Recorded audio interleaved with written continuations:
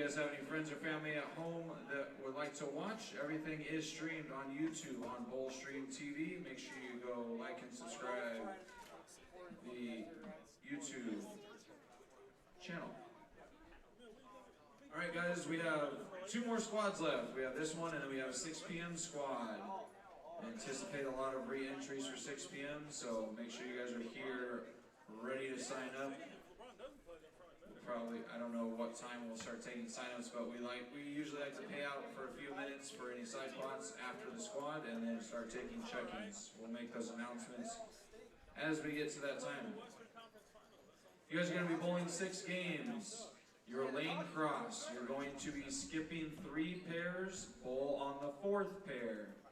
The left lane will go left, the right lane will go right. We are using the entire house with the exception of 1 and 2 and 39 and 40. We are not using the end pairs. You're welcome. Again, left lane will go left, right lane goes right. You're skipping 3, bowling on the 4th. Also, make sure you guys are checking out the first form table. I believe Kyle Troop's lovely wife is down there working that table for Dave. Also, make sure you guys see Kathy for the raffles that help support the ASU bowling team as well as the scholarship. Alright guys, once this squad is over, we have 1 more like I said. After that squad, we will have our cut number and then we'll be ready for a Desperado, which is a 2-game shootout. You must bowl at least 2 main entries to be eligible to sign up for the Desperado. If you make it to tomorrow's finals, bowling starts promptly at 9 a.m. You need to be checked in by 8:30 tomorrow for the casters round. Alright, we're going to go ahead and turn your lanes on for 10 minutes of warm-up. Make sure if you're getting into any side action, it is done by the end of practice. Thank you.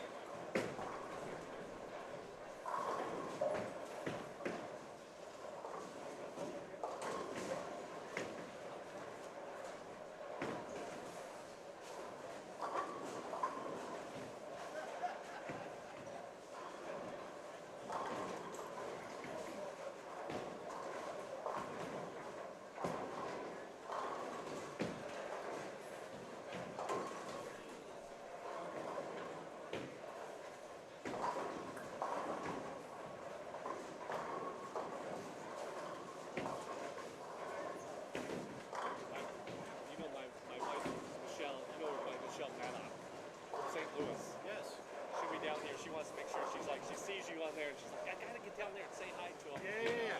So no, I saw her the other day, and we were caught in between doing all this. Yeah, you guys are super busy on there. So right on. Yeah, so she'll be down here a little bit. She's okay. Gonna try and be around after the squad.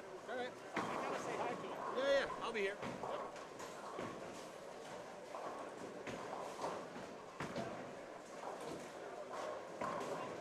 That's what's up.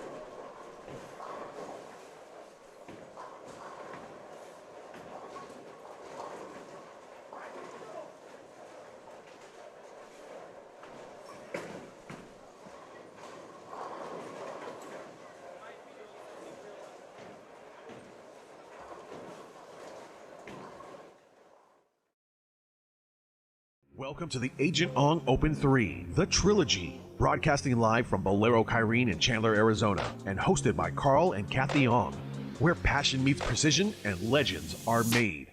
Live worldwide on Bowlstream TV.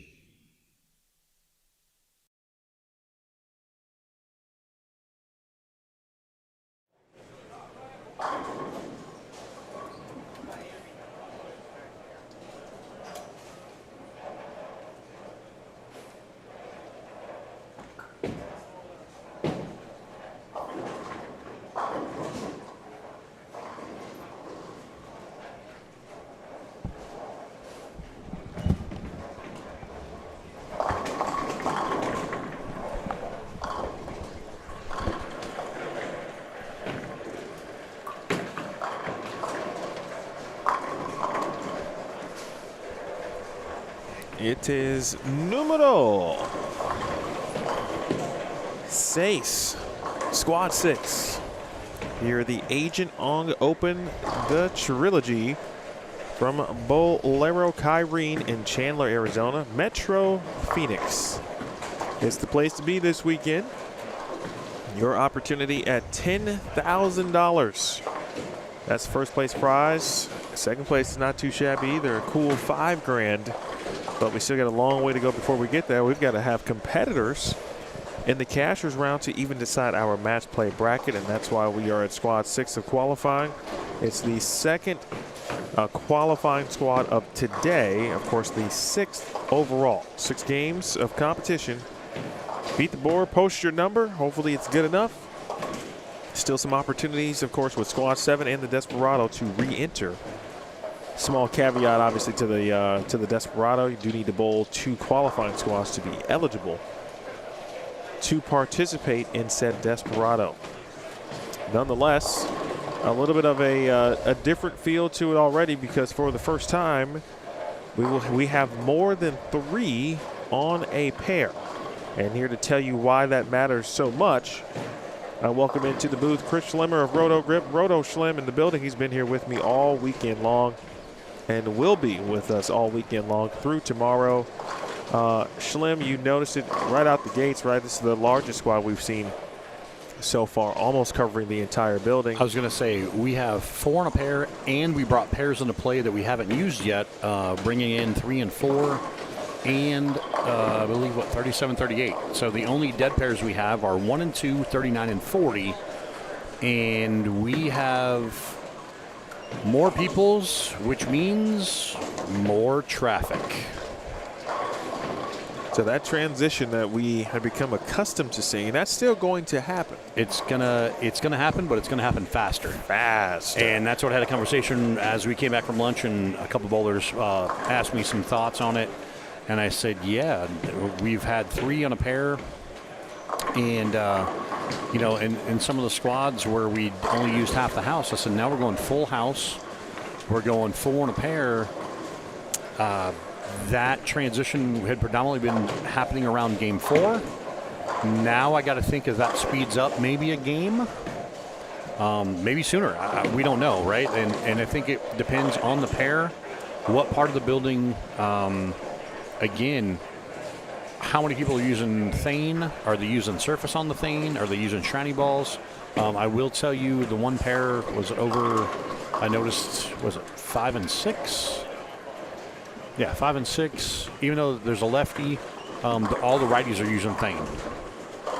Then as you go across these other pairs here in front of us, there's a smattering of reactive, some shiny, some dull.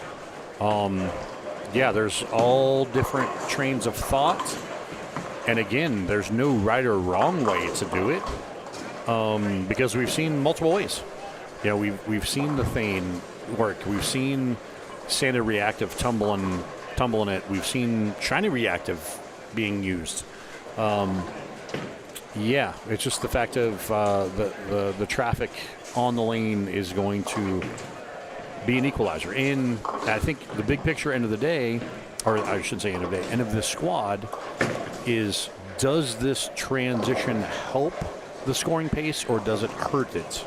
Predominantly you would say, oh, well, more people, it's going to help it.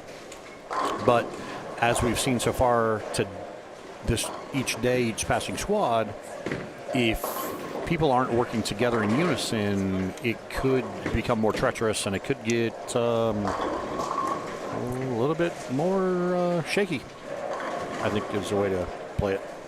Say it. A little shaky. A little shaky.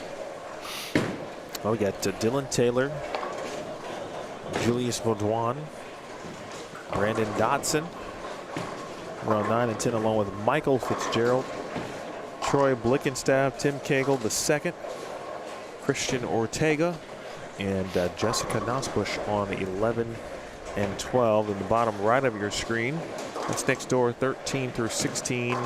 Eddie Joe Torres still out and about doing his thing. I think Riley Woodward, he bowled this morning. Alex Lindahl, he bowled Thursday or Friday, or maybe both days, but one of those days he participated as well. And Ryan Howard, actually, who posted a number. Now, I'm getting my events mixed up with Ryan. It might have been the inaugural year here in 23, or maybe Theo's Cactus Classic, one or the other, but Ryan certainly made some cuts, but he was a story that I'm particularly remembering. He was hovering around the bubble, bowled another squad, kind of toward the end of the tournament, just like today. Okay. And then put up a number that was more than good enough to get him on to Sunday and match play and or the cashers round. So yesterday he put up a number that was bubble-ish. And let's take a look quickly at what that number is after this morning squad, what the projected cut is. So we are through the we're through the, did we start today? 8.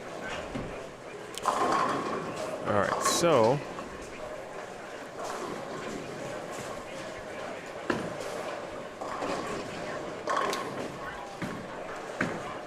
projected number right now, minus 49.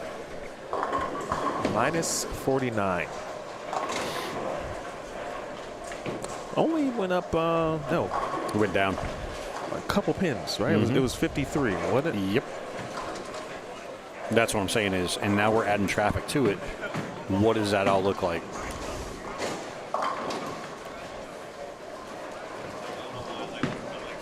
Blickenstaff, unfortunately, with one in the channel.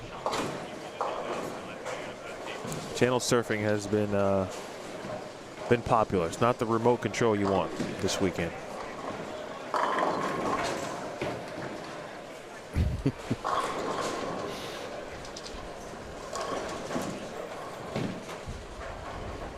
How we doing out there in the chat world?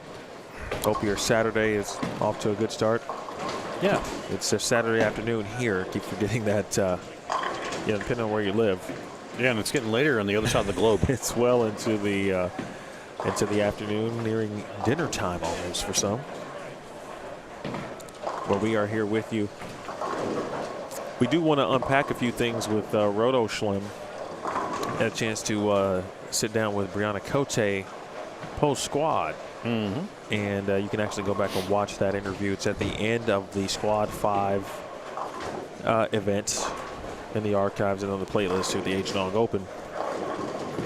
She utilized a shiny bowling ball theory, which sounds like a good album name, Shiny Bowling Ball Theory, or podcast.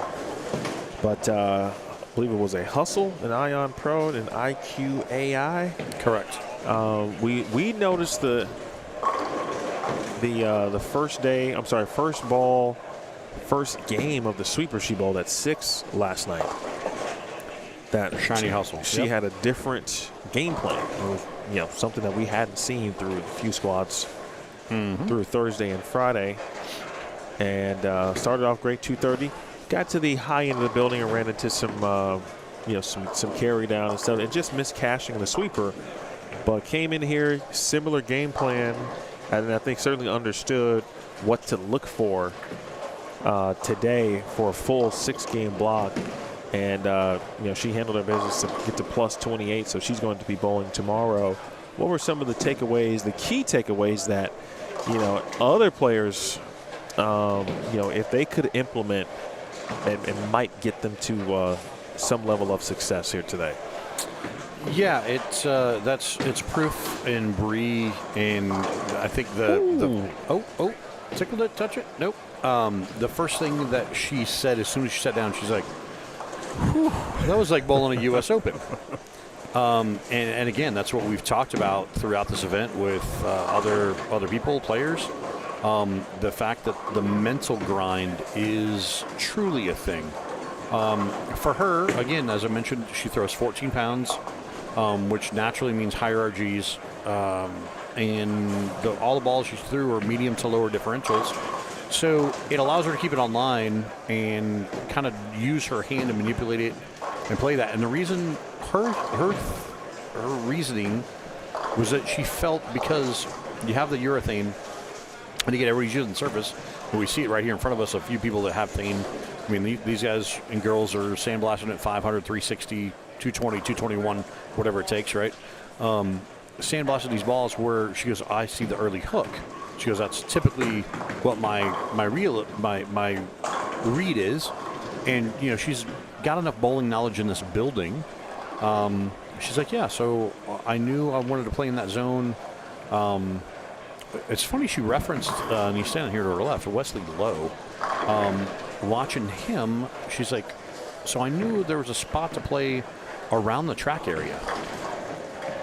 And, you know, utilizing that information and that thought process, then maximizing what she can do with her game, right? It wasn't one of those things where she watched and she's like, well, I'm not playing out, because that just, to her, like you said, it feels like a trap, and she doesn't throw urethane. So she's like, I don't even want to get near that.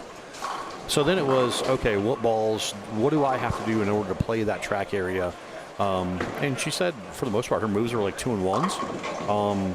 Not a real big, huge, like, move. As we mentioned, her goal was keeping her angles in front of her, close, just keeping it in play. And yeah, her low game, I think, was 191. And like she said, it was a mental and physical grind. And yeah, that cleaner bowling ball, but also the fact of using the medium aggressive type stuff, I guess, when you look big picture, hustle to a Ion Pro to IQ AI. Again, none of the three balls are overly aggressive. So could other people do that or right now? Or I think so, absolutely. Because it's a touch and feel thing, right? Just like I've said, not everybody can do the urethane thing. That's a pretty good pitch right there, lane 11. And so, yeah, whether you're using a big ball, more, you know, bigger footprint with surface, you know, using the cover to make it smooth, using the core to make it smooth, using the core and cover to make it smooth, using surface, you know, combination of all that plus surface. Yeah, there's no right or wrong way, right? Like, and the one thing I do want to make note of, like you said, now we got the end pair in play, 3 and 4. Some not so bad scores looking to start there, right? Now, granted, they've been stripping and re-oiling it every day, along with the rest of them. So yeah, it's going to be interesting to see if there is a variable that comes in just based on the play off of that pair. Yeah, and then we're watching kind of the rest of the field. Yeah, we got some couple clean games, got some not so clean games. And yeah, we'll see how this all shakes out. You know, we mentioned earlier that you know, one of the key intangibles, you know, that we didn't really think about. We don't normally think about it, but we knew about it, just kind of forgot. Right, was the new pin scenario. New pins on Wednesday, and so for the viewers who, you know, are curious how that may play a role in scoring pace and whatnot, in your experience, what factor do new pins sometimes play? Again, it's a variable that sometimes can be beneficial. I've seen it go both ways, right? Like I saw it multiple times on the PBA tour where they put new pins in, and yeah, like I mentioned earlier, it's like trying to knock down a redwood tree, and it's like you beat the pocket to death, and it's like, man, give those pins another 2 months, and those are popping around, bouncing. But then there's sometimes the new pin effect where, with them being so sticky, they do create a different type of carry based on, you know, the pits and the sideboards and flat gutters and stuff like that. again, based on what we've seen, we haven't seen any weird or awkward hits per se. We've seen some weird leaves, but that just happens in bowling, right? Like you just see, some weird stuff. But yeah, there's not a prominent new pin thing that's been visible this week.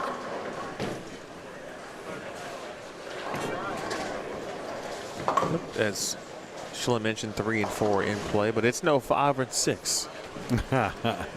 So we've been told. It's pair in the building. Hey, don't shoot the messenger. We're just conveying what we've been told.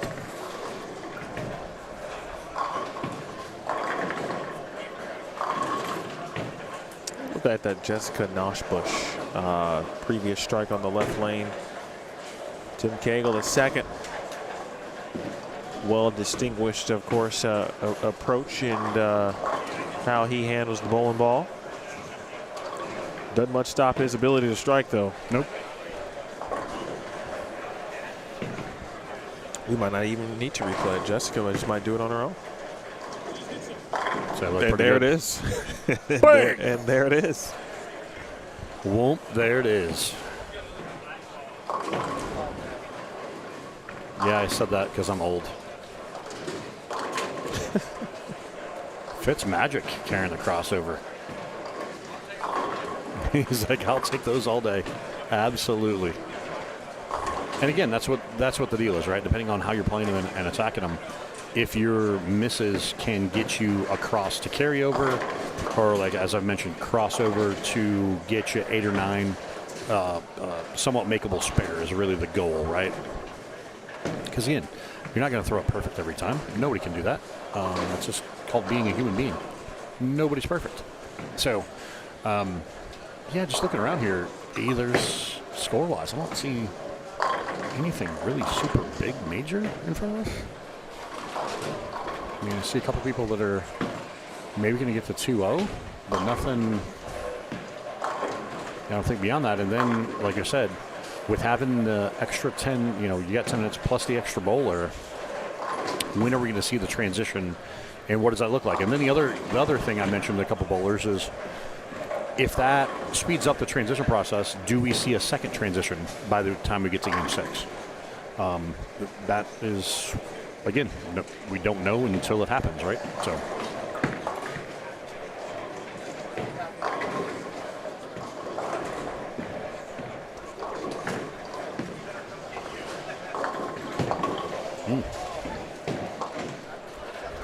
Chopped makeable right there.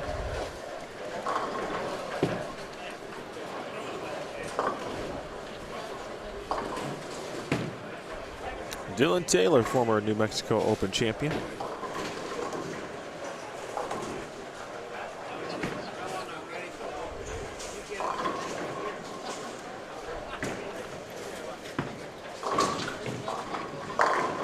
That's a pretty good pitch there. Ortega starting to find get a little groove going on.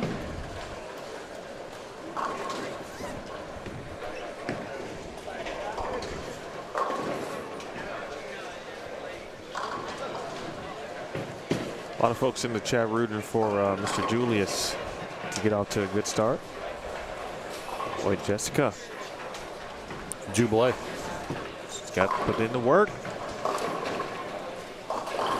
Really good shot, especially on the left lane, and put one together on the right as well. We've been talking about Kyle Ponzo, and like he's off to a solid start down there on 5 I didn't and 6. recognize him. He changed.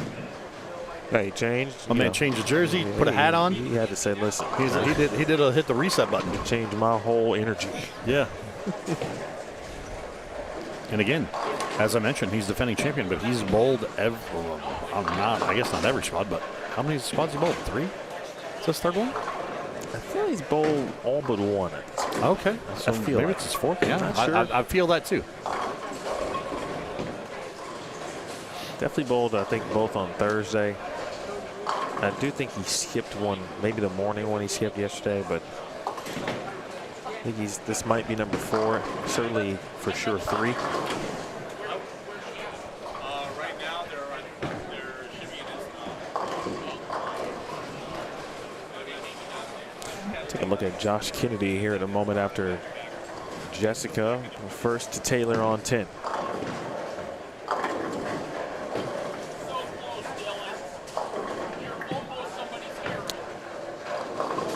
Dillon's bowling ball sometimes just doesn't quite read the front part of the lane because of his high ball speed and the rotation as well, so it just kind of misses the fronts. Here actually might be a good idea because of the length of the pattern. You can generate just enough angle to get him to carry those 7s as opposed to just getting out to 5.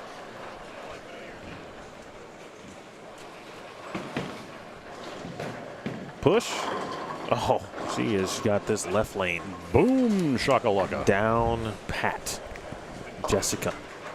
I say her name is Jessica, not Pat. Boom-boom-sh. Wah wah. Yeah, just looking over here to my right. Man, they're going to need some help. Well, that's a 4-bagger. We're going to try and salvage and bail out this game. What's going on here? I'll go take a look.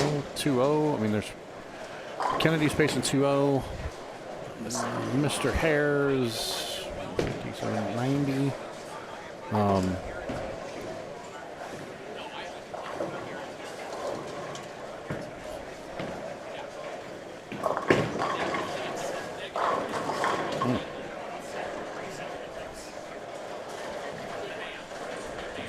Some solid scores going down here. Young Keyshawn Johnson. I was going to say that actually.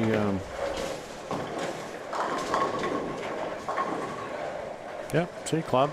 Perfect. You're welcome, Keyshawn. I mean, my guy was putting together a game. And he too did a wardrobe change. That's why I didn't recognize him. Different jersey. Hey, 4 spares, a 4-bagger. This is the head pin a little left, so he's got a spare to kind of contend with.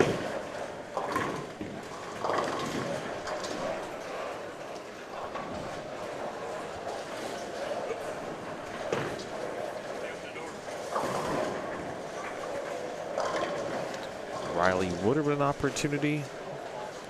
A lot of, and obviously great for the players, a lot of 9th and 10th frame saves. There's been a lot of 5-baggers, back 5s to shoot 2-teen. Speaking of, Riley on cue.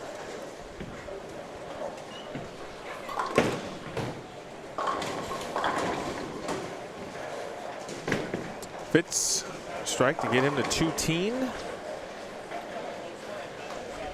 36 here for Mr. Julius. Ryan Hare did carry, bottom right of your screen. He can get to 2-teen. Garrett Schrail, he's always in the mix at tournaments in the Southwest region. But here's Fitz. We were chatting about his PBA regional season. Not completely happy with the results, but he's got a few more left to try to make it to, of course, or qualify for the RPI. Gotcha. And that's his goal for the remainder of the year, of course.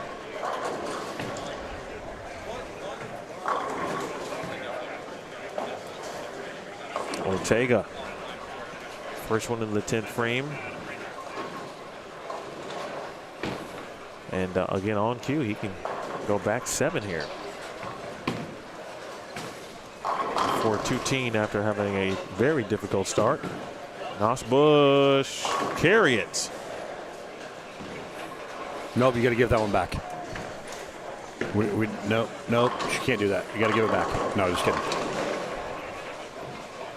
Some people might believe me. Super random. We're going to go through an exercise. Ooh, you and I, and the viewers. Oh, okay. I'm like, whew. It's about football. Oh, bang! Ortega. Look at that. That was exceptional. That's salvaging the game right there. Well played, young man. Well played. Look at that carry. Dylan. He's like, oh, hey, yeah, yeah. Giving kisses to his fans.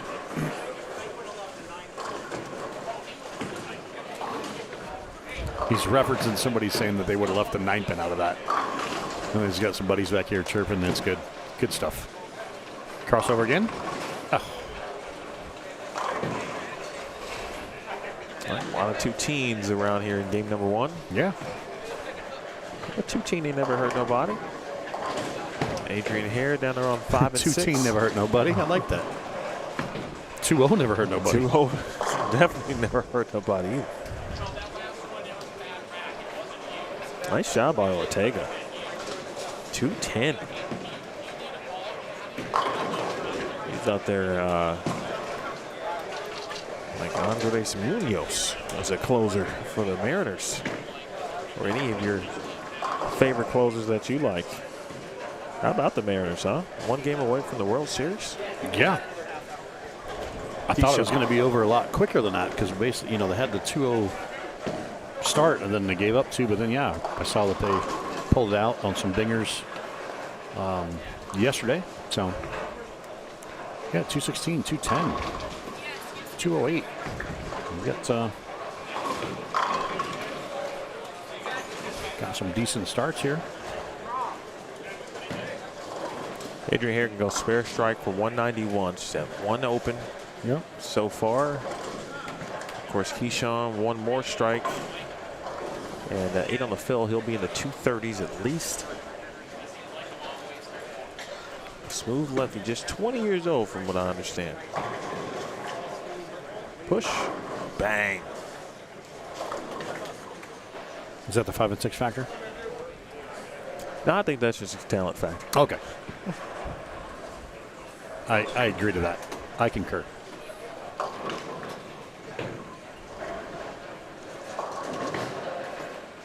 Play.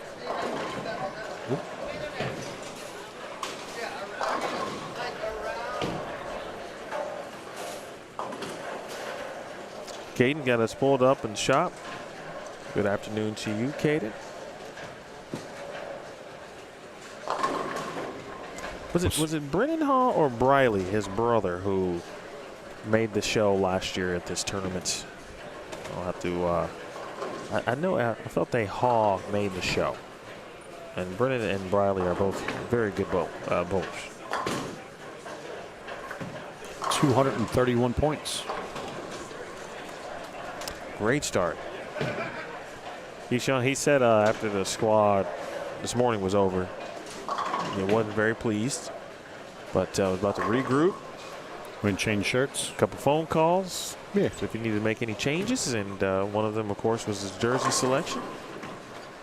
Whether or not that helped, but he's in a new mindset. Maybe he changed the socks too. He might have. It's like Kyle Ponzo in a different mindset too. He just looks loose, like he feels. Yeah, it looks like him, right? Like I guess more so of what. Yeah. Tim Eichhorn. But I tell you, Tim has been he's had some good finishes at this tournament as well as the Cactus Classic. So I'd be on the lookout for that lefty as well. Okay. The lefty that was Dwight Burns just went away from briefly. The strike from Hare. And Brian got himself to 217. So that group over there, 217, 211, 210, 190, a couple 190s actually, 194, a couple of 170s. I was say, yeah. So again, game 1, the extra traffic, maybe it transition it and makes them feel a little bit better. But again, now the question is going to the next pair. Where did they play? How did they carve them? What are we looking at? And, is it, if you started with Thane, are you sticking with it? Which I think most of them are going to, but then if you have to move off of it, what is the move off of it, right? And a lot of the folks that have Thane, which I've learned, they've got more than one of them, right? Like they've got over a smattering of, some are like, oh, I've got 2 Thane balls on who was I just talking to? Earlier, he's got 6, so he's got urethane options. Oh, Kyler? Kyler, yes, yeah. Kyler's like, I go, what are the other ones? He goes, oh yeah, I brought 16 with me. I'm like, oh, okay. Did you try any of them? He goes, no. I'm like, okay, well, let's strategize on that a little bit. So, yeah, again, it's going to be. It's going to be fun this afternoon, folks. Get your popcorn. Hopefully you've got some college football on one screen while you got Bowl Stream TV on the other. be like Caden and put us on in the shop. Yeah. Hit that like button and subscribe if you have not. Turn on your notifications. Tell your friends. All of them. All right, and your so family. for your NFLers out there. Uh-oh. All right, I'm in a weekly pool. Yeah. And I got to get these picks in. I always forget on a Saturday morning or afternoon. Yep. Good news today is I'm on the same time or in the same time zone as the creator of the pool. So. Oh, there you go. All that right. helps. So I just need to pick 7 winners. Ooh. Straight up. All right, 7 winners straight up. Not against the spread. Straight up. All right. I already missed the Thursday night game, but I wouldn't have picked that one anyway because I would have taken the L. most people did. All right, so Rams, Jaguars. Now, I don't need to pick every game. I just need 7. That one, Puka Nacua is not playing. Yeah, Puka's out. I don't know that you pick that, right? Yeah, like pass. You already said it, pass. Mm-hmm. Raiders, Chiefs. That's a safe play. I'm going to go with the Chiefs. Yeah. Go Taylor's boyfriend or fiance. Go Taylor's fiance. There's Kyle Actually, Troop. I took them in my survivor pool this week. Okay. Because of the You're using them early. What's up? You're using them early. Is this It's a week, one? It's week 7. Yeah, it's like 17 weeks now. Yeah, okay, we're almost halfway done. And the problem is half of the survivor pool is already gone. That's because there's been some weird wild ones. It's been a weird season. So I had we were allowed 2 buy-ins. I already lost one. I lost one like the 3rd week. I think it was I lost on Green Bay when they lost to Cleveland. Like they were favored by double digits. So, yeah. The next one on your roster there, yeah, that's a pick 'em too. Like Cleveland, Miami, you'd be. Yeah, that's a both stay teams away. have 1 win. They go New England, Tennessee. The Patriots look to be serious. Yeah, that's fair. I'm going to go New England there. How do you feel about that, chap? Let me know. Maybe this is a thing. Maybe I'll just go Facebook Live every week and yeah, I like that. Can just, I like that for you. Just help me pick 7 NFL winners for the week. Okay, Panthers, Jets. Panthers on the come up. We never did get a chance to talk with Kyle Troop about that. Well, he's bowling, but we will. I mean, we can. Yeah, he's got. He had season tickets for the longest time. I think he still does. I got to tell you, as a Chicago Bears fan, I was a huge Justin Fields guy. Still am. But I feel like this is his game. I don't believe it is because it's his prove it. No, I'm saying it's his prove it game. Like he's got to. Oh yeah, he's got to prove it. He already missed that window. Quote, It's a deal of if you can't you got to build an offense around a running quarterback because that's all he seemingly can do. Unfortunately, they don't have the O-line in front of him, so that's a tough. He's still my guy. Well, by the way, my one rule is also I do not pick for or against the Bears in the pool, so I can remove any emotional attachments out of it. Gotcha. I should take him though because they're playing the Saints. But whenever I take him, it doesn't go well for me. So I'm going to stay away from the trap game. No, you can ask him right here. He's standing in front of you. I can ask him right here. Do you take Carolina? Let me get his. I need his microphone just briefly. Yep. Just briefly, 1 second.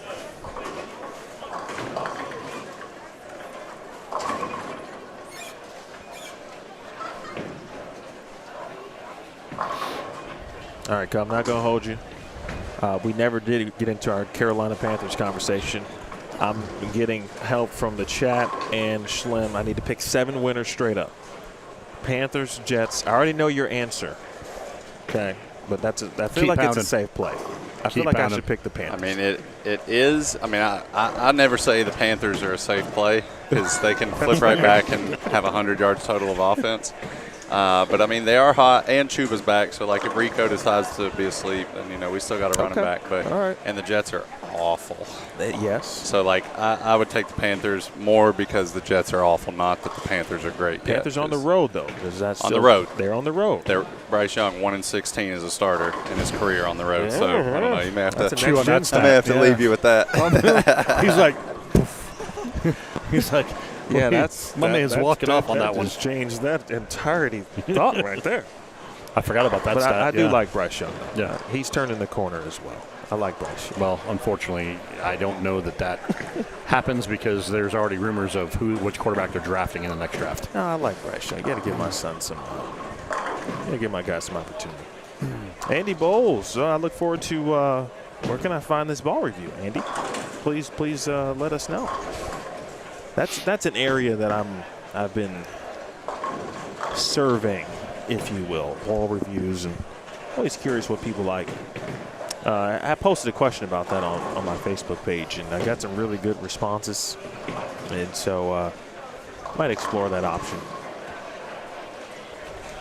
Oh, okay. All right, Kyle Troop. Give us the old. He's got the fast pitch working to keep pounding. That's the chant for the Panthers, right? That's actually stitched in their jerseys. It actually, if you have a Carolina Panther jersey or hat, that's like inside of it. It's like that's their hashtag. Keep pounding. Yeah, but that stat he dropped on us. 1-16 on the road as a starter. By the way, to the family of Julius, I believe he went down to the high end of the building, so he is currently out of camera range, but he will make it back in this direction in a few games. They are skipping 3 pairs, which is actually a lot. So they're skipping 3 pairs of lanes and bowling on the 4th. So he will make his way back down to our 5 through 16 camera area. As an FYI, and for anyone else who is looking for a particular bowler, if there is someone you're trying to watch, just let me know. I'll try to give you the best run I can tell you.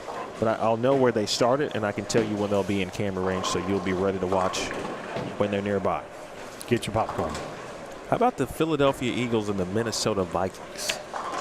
Boy, I don't know who's quarterbacking the Vikings this week. I think there was talks of Carson Wentz might be coming off of the injury report. They're saying J.J. McCarthy is not quite ready yet. And, man, you got to think, Philly's lost back-to-back games. You got to. Nice Hardaway 2-7. They picked the 7-10. Did he just do that? Are you serious? Yeah. Oh, he did it in El Paso. He did that in El Paso. He said he did it again. Unbelievable. You got a camera down there. Did it not pick it up? They didn't get it. Oh, okay. Oh, come on, Eddie Joe. Yeah, he did that in El Paso, but I'm glad he said that. That reminds me, I'll go grab that El Paso one that I needed to grab. How about that? It's my guy, Eddie Joe. That comes back into your split compilation. He's doing his thing. Hopefully that'll get him going too. He's bowled a few squads.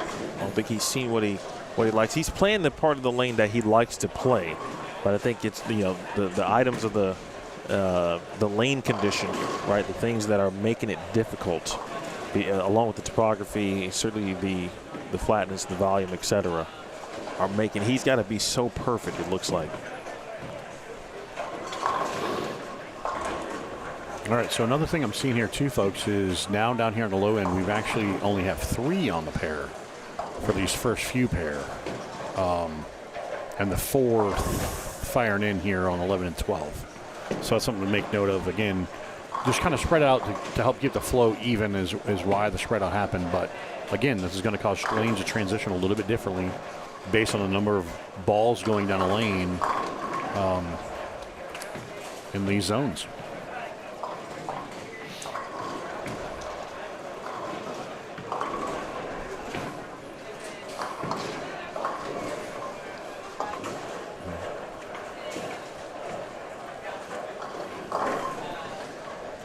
Kennedy starting to like he's picking up the pace a little bit. I'll check the standings here in a moment and give you the pinned link for today's squad, or this squad I should say, squad 6. He will be working toward posting those. As I say, it might take him a little bit longer now that we get so many more people. Well, although he is walking through, he's right down here on the low end getting scores. So.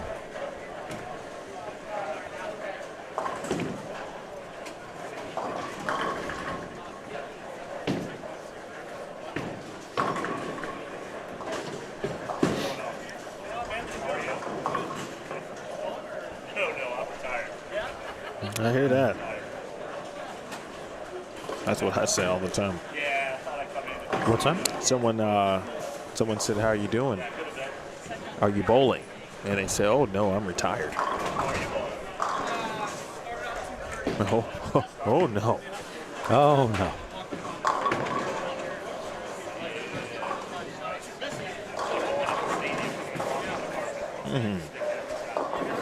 That was a quality shot there.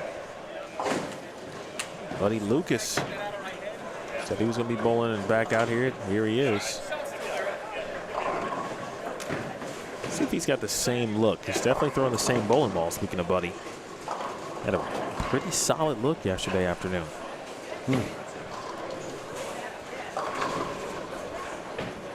All right, so Theo working on scores currently. We'll let you know when those are all official and updated. All right. How about young Keyshawn here? 231 in game 1. Spare double to start game 2. And a makeable spare here in the opportunity in the 4th frame. Thanks, Uncle Cloud. That's not a cloud. Oh, you're just like, oh, he's off to a good pace, and then all of a sudden, ooh. That's part of that's just part of the job. Yeah.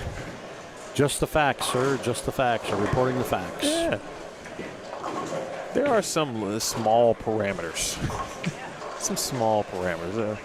Because everyone would be a clown. Like, eventually we all are at some point in our lives. But yep. Good part spirit. of life. Let's see. Folks who are moving left. It's young Ponzo.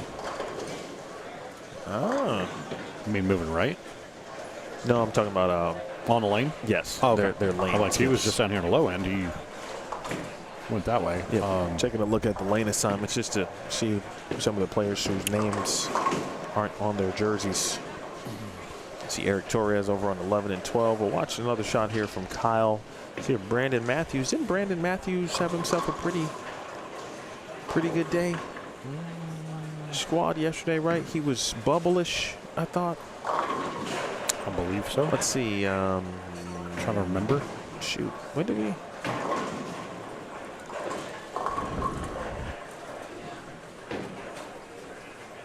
We had a 9 o'clock and a 2 o'clock. All right. Today is Saturday. We got our 8 a.m. in. Let's see where Brandon Matthews.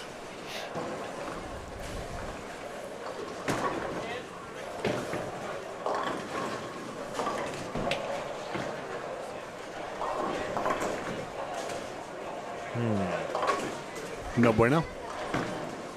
And I thought he was. Yep, he shot 11:59 yesterday. 211, 245 to end the day. Got him to minus 41. That's right now on the bubble. Okay.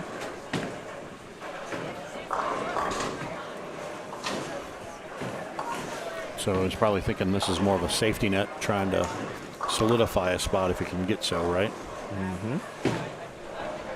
Hey, Sean. Bowl well at the Arizona State Senior Tournament in Tucson. Good luck and good bowling. And I tell you, that tournament's got to be packed with players. I'm telling you, this community in this state, man, underrated, I think, with regards to their bowling. Oh, for sure. But thank you, Sean. Good luck today. That's a good question, actually, bowling for me. And normally I feel like, it certainly could be the opportunity. Hey, go chase a few dollars. And I'm not counting my guy's money, but if he wanted to go bowl a squad just to bowl for some additional bracket money, yeah, he could do that. He's had a good week so far. He won a sweeper. He won an action match. He's doing okay.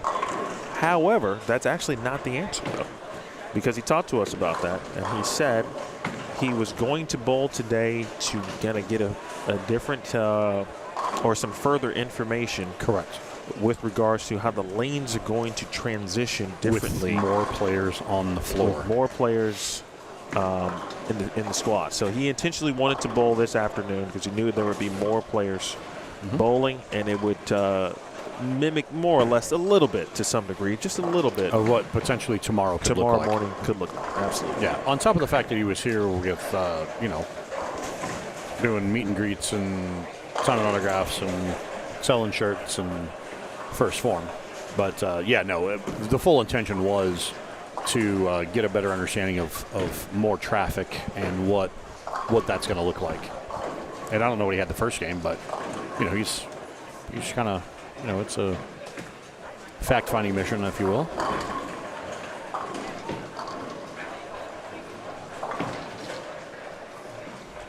Scores are being entered. And, of course, that's going to take a little bit longer. Obviously, there are more players here in the squad, so we appreciate down there. Oh, my gosh. All right. Who is that down there? It's like Troy Blickenstaff. Big game, 252. That's over on 3 and 4. Yep. I just happened to glance down. I'm like, oh, that's a string. So seeing 3 and 4 for the first time, as Schlemer mentioned. 252. If you got a number in the mystery score. That helps the score sheet. Yeah, he struggled game 1. Okay. He struggled game 1. Did not like 11 and 12. Made some unforced errors. Unforced errors are easy to do, right? Like we've talked about it, whether it's a mismakeable or an execution problem. In the fact of what you're looking at, what you're trying to do, and then none of it comes together, and you're like, what was that? Because yes, even the best players on the planet have those moments as well. Flush again for Keyshawn. I'm curious what bowling ball he's throwing. All right, so we'll see if they're on thing. 9 and 10. That's one. It looks like it, but I don't want to mistake a level for something else. As an example. That's a good question. It looks like it might be 11 because of the white pin. I don't know. Uh-oh. We've got a malfunction here on lane 10. We've got a mechanic down there.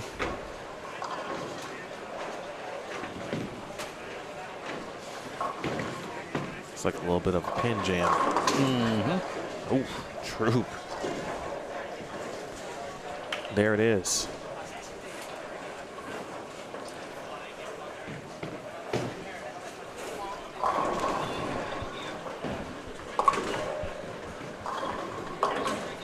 Full squad where Sean is. That's awesome. Caden said it's definitely a level. Okay.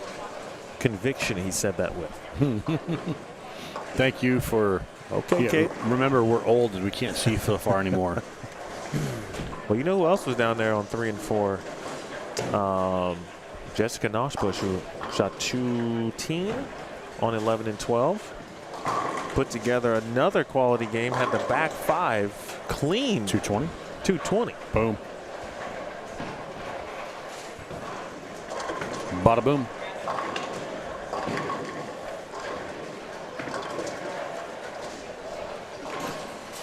Bada bing, bada boom. All right, two hip. What time is the Desperado? It's to immediately follow the final squad at 6 p.m. tonight. So give or take. And assuming that squad's also probably will have 4 to a pair. Instead of 3 hours, it probably goes 2 or 3.5, something like that, maybe 3 to 15. We'll see how.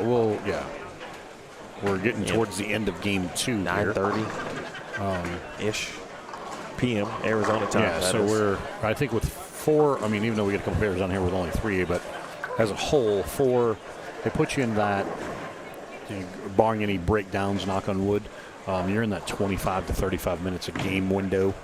Times 6 games. So we start at 6. Yeah, you're 3 to 3.5 hours. Bob Wiley, speaking of senior players. Wiley veteran. Yeah, he's one of the best in this area.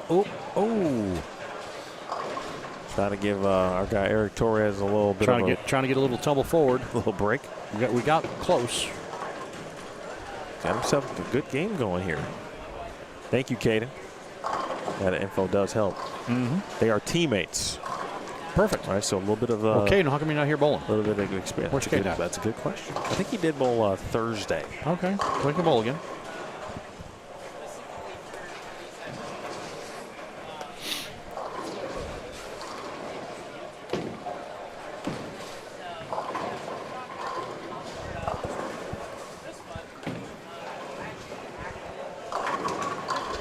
All right, Kyle, the kick. 7 and 8. Got Josh Kennedy, Brian Hare. Brian trying to strike in the 9th. Won't get the crossover of Brooklyn. Josh Kennedy stepping up in the 10th frame. Let's see Josh here. He's on the right of your screen.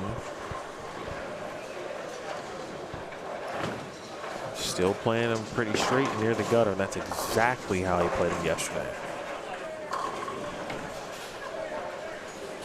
It feels like every time I watch Josh Kennedy, I'm expecting him to be leading the tournament. Because every time we watch him, he executes shots well. Completely. I mean, goodness. And he does have I'm sure you probably talked to him. I mean, his outlook and his game plans pretty strong. Like he's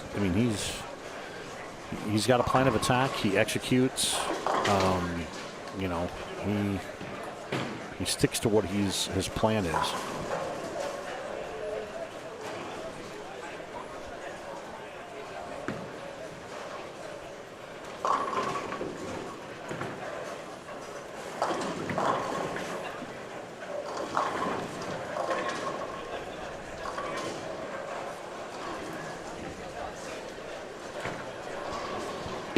Nearing the end of game 2, squad 6. It's the second full squad of the day. Third squad will take place tonight, 6 p.m. local time. That'll be 8 Central, 9 Eastern.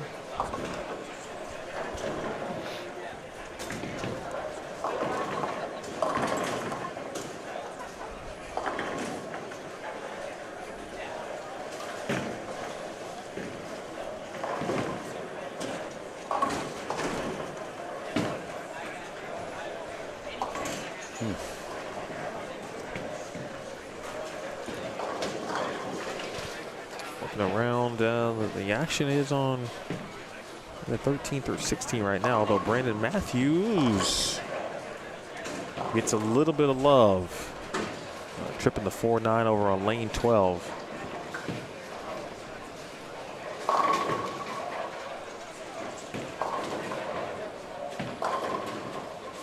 Well, I tell you, for Kyle Ponzo, I think if he can, this for him, it might be a situation where, you know what?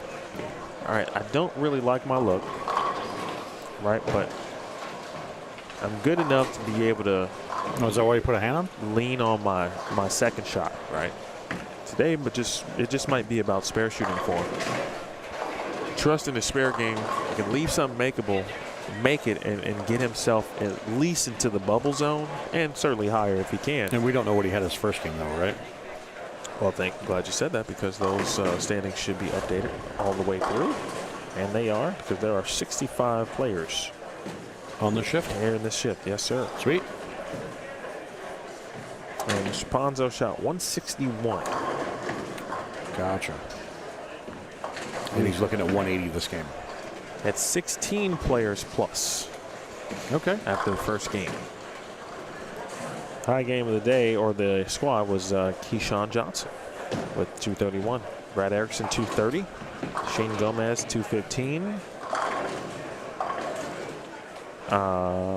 He actually gets some pins, so 222. Jessica Noshbush, 221 with her extra sticks. Several 217s, several 211s, actually. All right. Great shot there. Oof. Nice shot there from Sean next door.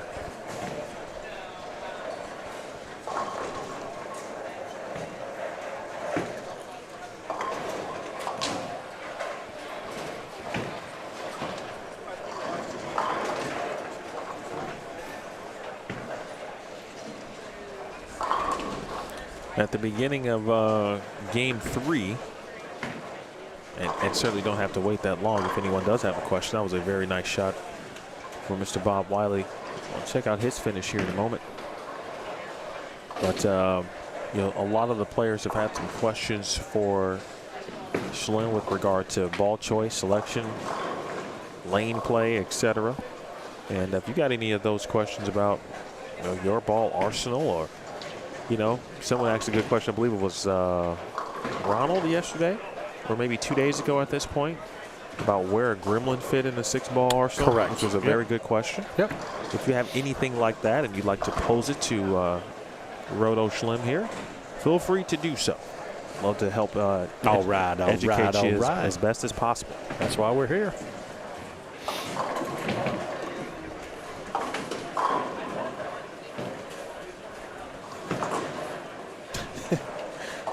What's up, Marlon Brown?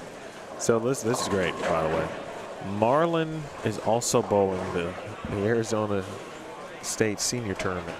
Okay. With Sean. He just asked Sean in this chat, because they're both watching us while they're both bowling over in the there. same venue. I love that. He asks what lanes they're on. That's fantastic. I love the communication digitally. Yeah. That's the equivalent of texting. I know what you're looking at. Tell me what pair we're on. That's the equivalent of just texting the through the Bullstream TV chat, which I appreciate. Yeah. Thank you. The Bullstream chat. We appreciate you, though, Marlon. Bowl well today also. Do we start calling it the Bull chat? That's fantastic.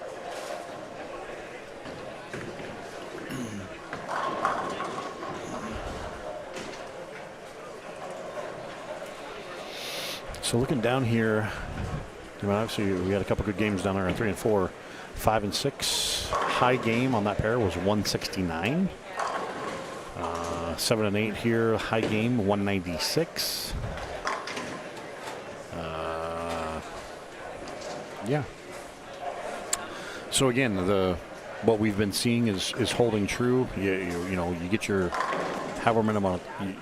your amount of time in practice, you kind of create a little zone or a little spot, and go into your next pair, it's likely not there.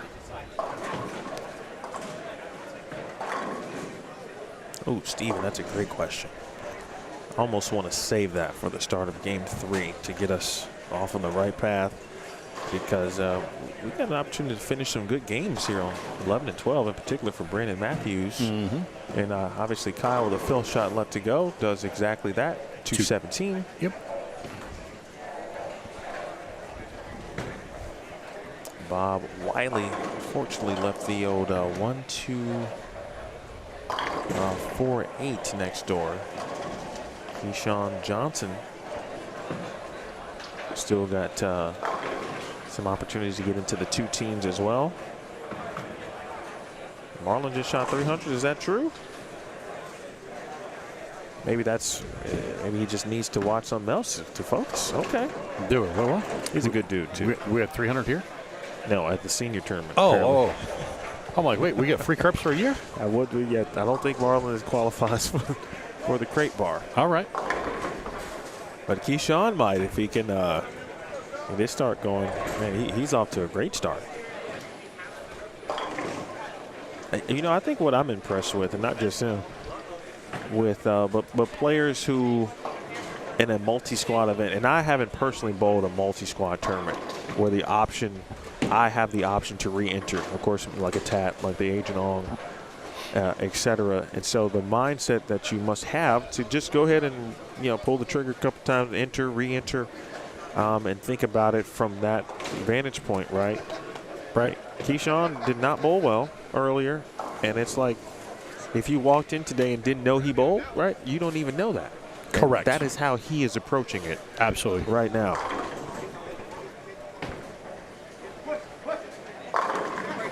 Bang. Now he's got a little posse behind him back here, and yeah. So 230 and 210. That's a good start. No matter how you slice it, dice it. Look at Case Smooth Son out here. Oh.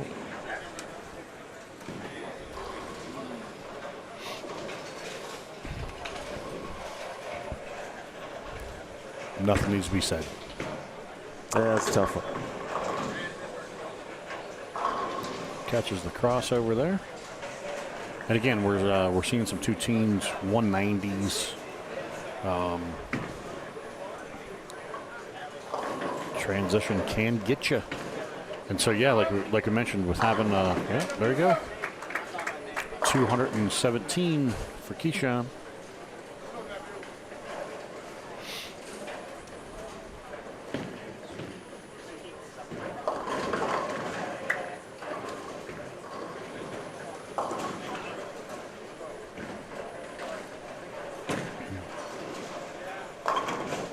Oh, Okay, Jason. slinging wood. I see you. Pretty good pitch.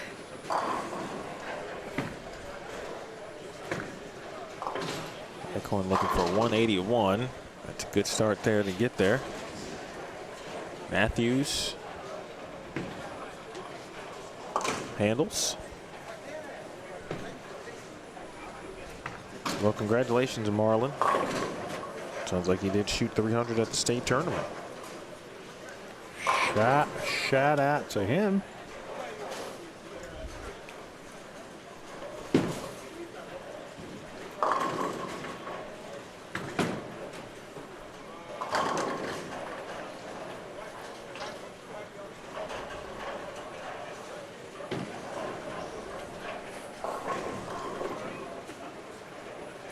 Taking full advantage of that crossover there to get to 187.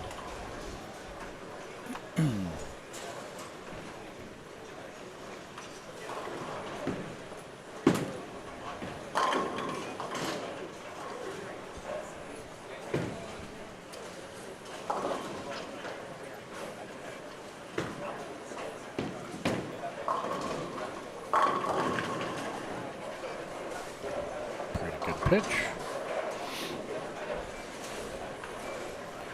So yeah, as we've discussed up until this point, getting now I think is where we're going to start to see the delays a little bit. Getting some pairs that are now going to start into game 3, but we do have some people have to make the flip. Now they're flipping from farther away, coming down here to the low end, meaning that they're in the 30s. Because now that we're going all the way up to 37, 38, so here, it's a little quiet down here on 3 through 10. So yeah, I think that's just going to add to the timing of it all. Ben Perry a little quiet this game, but can shoot 172. And he put up a number. Was that the sweeper? Sweeper put up a number, right? Or was it the squad? If you recall yesterday, it's all starting to run together. Both, actually. Okay. He bowled good in the one sweeper, and then, yeah, he bowled good in the squad. I think he's already in, isn't he? Let's double check.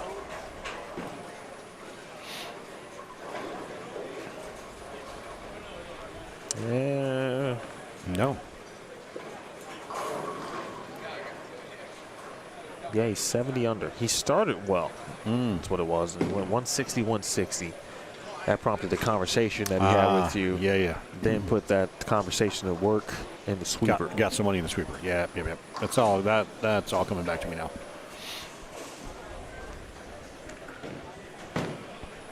All right, so we're into game 3.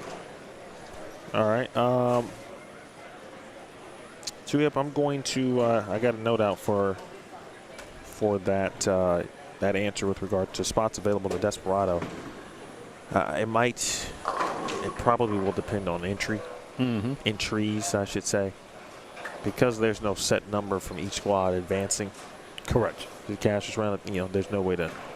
Now, of course, I'm not the tournament director, so that's why I asked them. But I think that's how that would work. Like there's some Theo's tournament. He does have a set number of event or players that do advance to each one or from each squad to match play of his event. A little bit of the opposite, of course, with the Agent Ong, but they both get to the same spot, just in a slightly different way. Gotcha. All right, great question here from Steven. He says, how do you know what surface is best to start with on your equipment, and why throw solids over pearls? That is very good, right? And especially if you take that in conjunction with the conversation we had with Brie Cote earlier, right? And the fact that Brianna actually used shiny equipment the whole time. She used the hustle she used was a solid that was shined up. Originally out of the box was sanded, but she shined it up. And then the Ion Pro comes out of the box sanded. She shined that up as well. And that's just knowing that her ball does a certain thing because of her ball speed, tilt, roll. She knew she was going to use the polish to help get it through the front. Again, in terms of knowing whether or not you need surface or polish, that's an adjustable variable, right? And so it's going to depend on what type of condition you're on, what type of lane surface you're on. Then it gets into what are you trying to do? Are you combating a condition? Are you trying to carve a condition? Are you trying to refine or break a pattern down a certain way? Or are you just trying to use the pattern for its integrity, right? And I think that's the tough part, knowing what is what. Because everybody looks and sees it differently. And I can tell you, going back to my tour up days, one example I like to use in the early 2000s, it was like, man, it was probably mid-2000s. We drilled, we go out to the truck and we drill players' bowling balls, right? And I had one season where I drilled like 670 bowling balls for the tour season. I had 30 staffers and regional players and people coming in and out, but, I drilled like 670 bowling balls. And it was like 650 of them changed the surface before it touched the lane. And that's just because, especially pro bowlers or higher end bowlers, and still you have this conversation with some of those guys and girls. They see the lane a certain way, so they want their ball to do a certain thing to fit their eye. So some will use surface all the time. Some will use shine all the time. Some will use whatever they have to use to make it kind of work, right? Again, there's no right or wrong answer. Everyone just does it different. Now, in terms of solids to pearls, or to hybrids, right? Solids have a tendency, the reason some people lean more toward solids is because of the fact of solids tend to be more smooth and what we say less responsive or less snappy off of friction, right?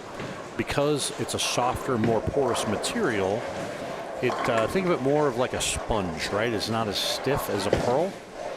And so what happens is, whether you sand it or shine it, solid covers tend to be more smooth transition-wise. They roll more true.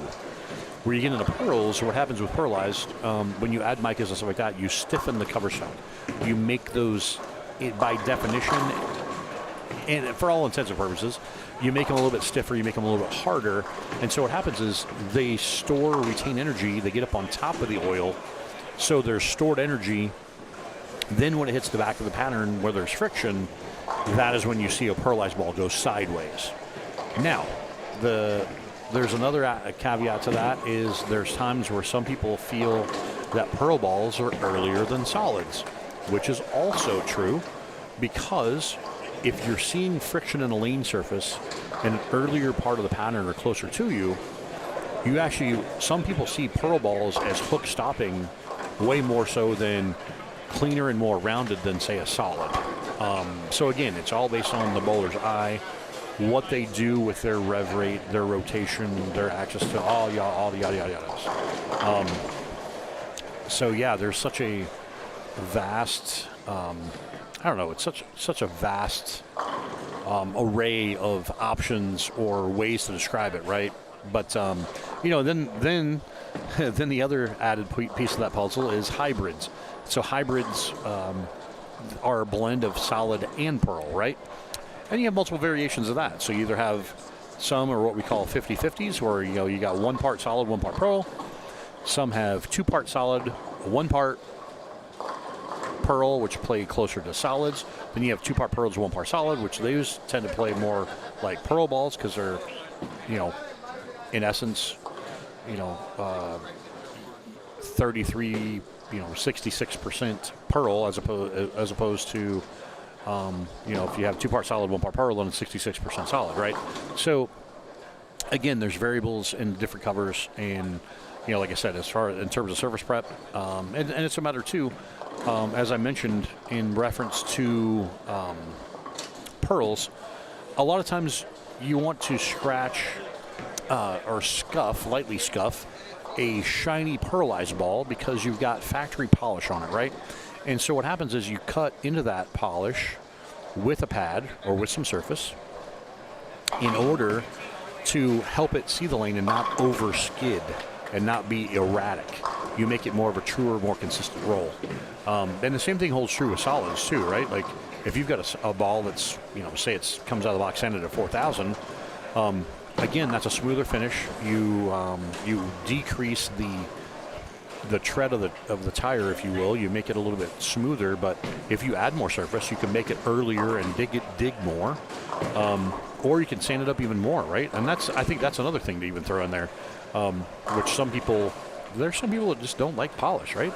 I had a handful of guys back in the tour days that were like, I don't like polish. So we would sand balls to 5, 6, 8,000, right?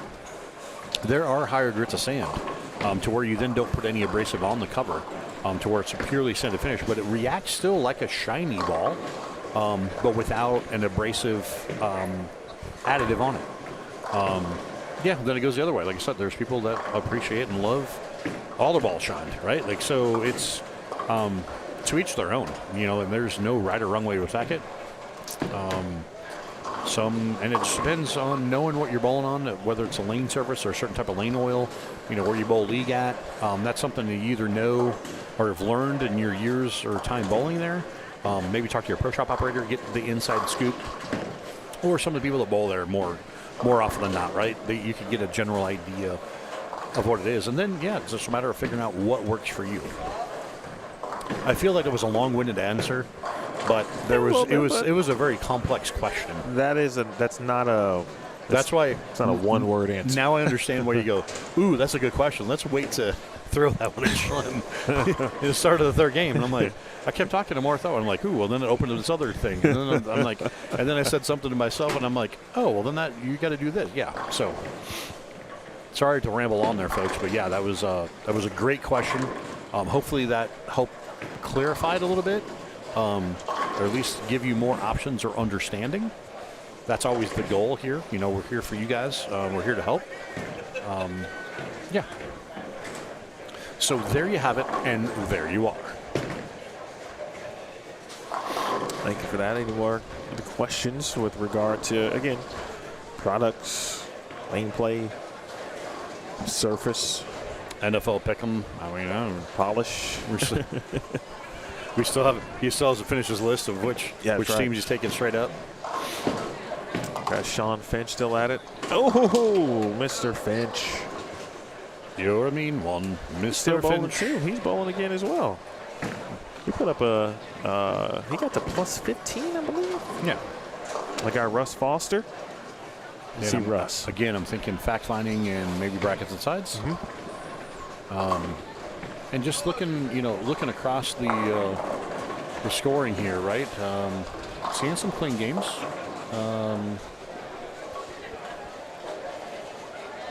Some decent consecutive frames, I guess, if you will, 17 and 18. Looking like a good pair right now. We got some decent collections going. 3-bagger spare over there. That's a Cortez Shank sighting. Yeah, Tyler is bowling today. So we're on 5 and 6. It was funny when it was the Catering mentioned it last night. He goes, I'm going to guess he's probably at the training center practicing. And he pulls up the camera, and who do we see? That man right there, getting some shots in before he comes over to bowl the squad today. It's dedication right there. That is a hard-working young man. Yes, it is. Both on and off the lanes. Facts.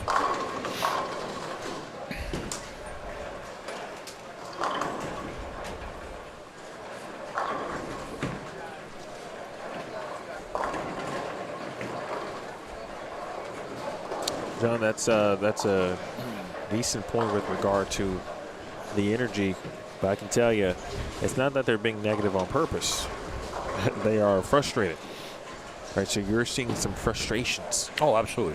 This pattern is very difficult. It's demanding. Demanding is the proper word. It does ask and require a lot. Physically and mentally. And for some, it's a lot more mental than physical.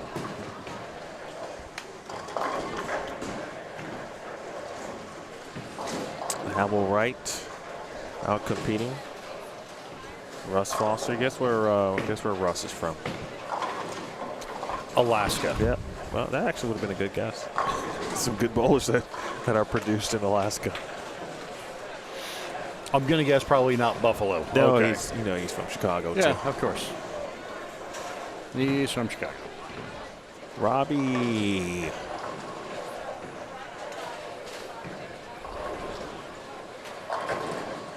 Well, lane 10 has been a little bit of a nuisance, a little bit of a bugaboo.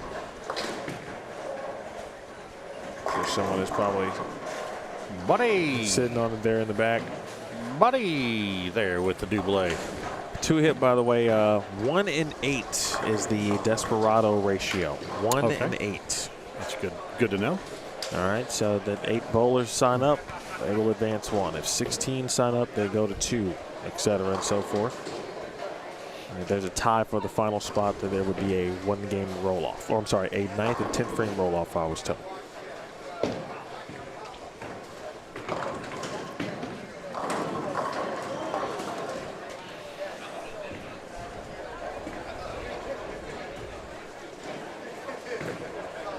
I would assume they've called that in. This blackout. Maybe? Possibly?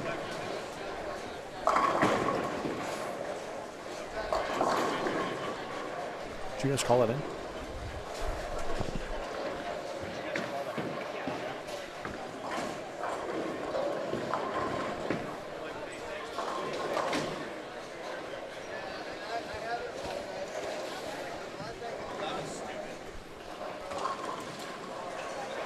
So they have called in lane 10. I guess it's a matter of time if we can this be fixed?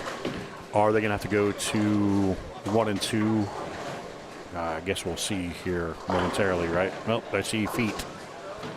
So we're working on it again. All right, let's go to. We had open. No, I'm sorry. Spare. No, it was open 4-bagger for. I cannot tell who that is. It's now open 5-bagger.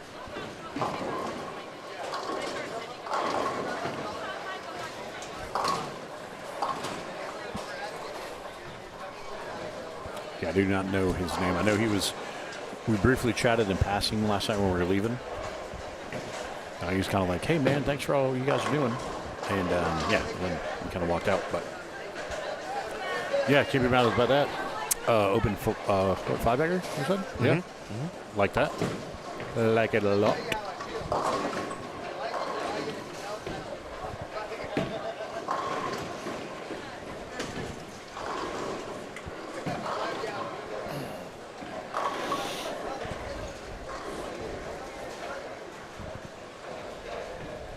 All right, open frame there for Russ. He's still got 204 left.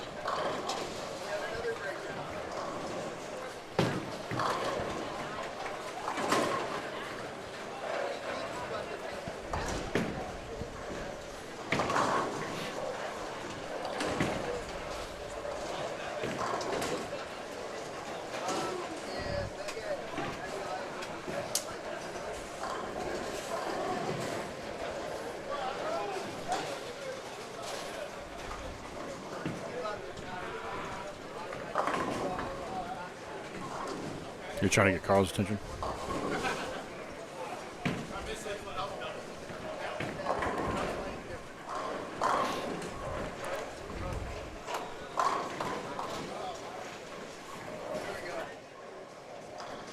As we're getting hopefully an update here on 9 and 10, folks, as we're just adding the timeout. Yeah, we got a look-see down here up on 15, 16. Oh, 2, 8, 10.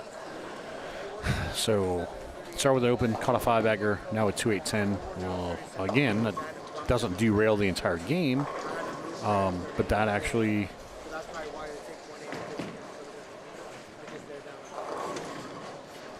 Carl's giving Emil the update here. Yeah, just the pairs we can see, folks. Still got some decent scores popping in some spots. Again, nothing seemingly crazy per se. Over on 5 and 6, A bowler is clean through 6. Looks like Buddy Lucas over here on 7 and 8 is clean through 7, 8. Clean through 7, working on a 3-bagger.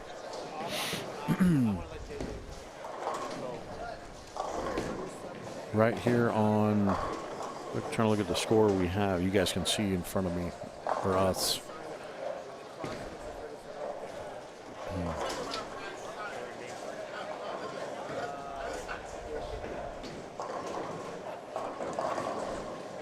Robbie Patterson. Probably local bowler. Yeah, pretty good shot right there, but unfortunately he's going to try and run this down to get to 160, hopefully. That's what we're going to try and do here.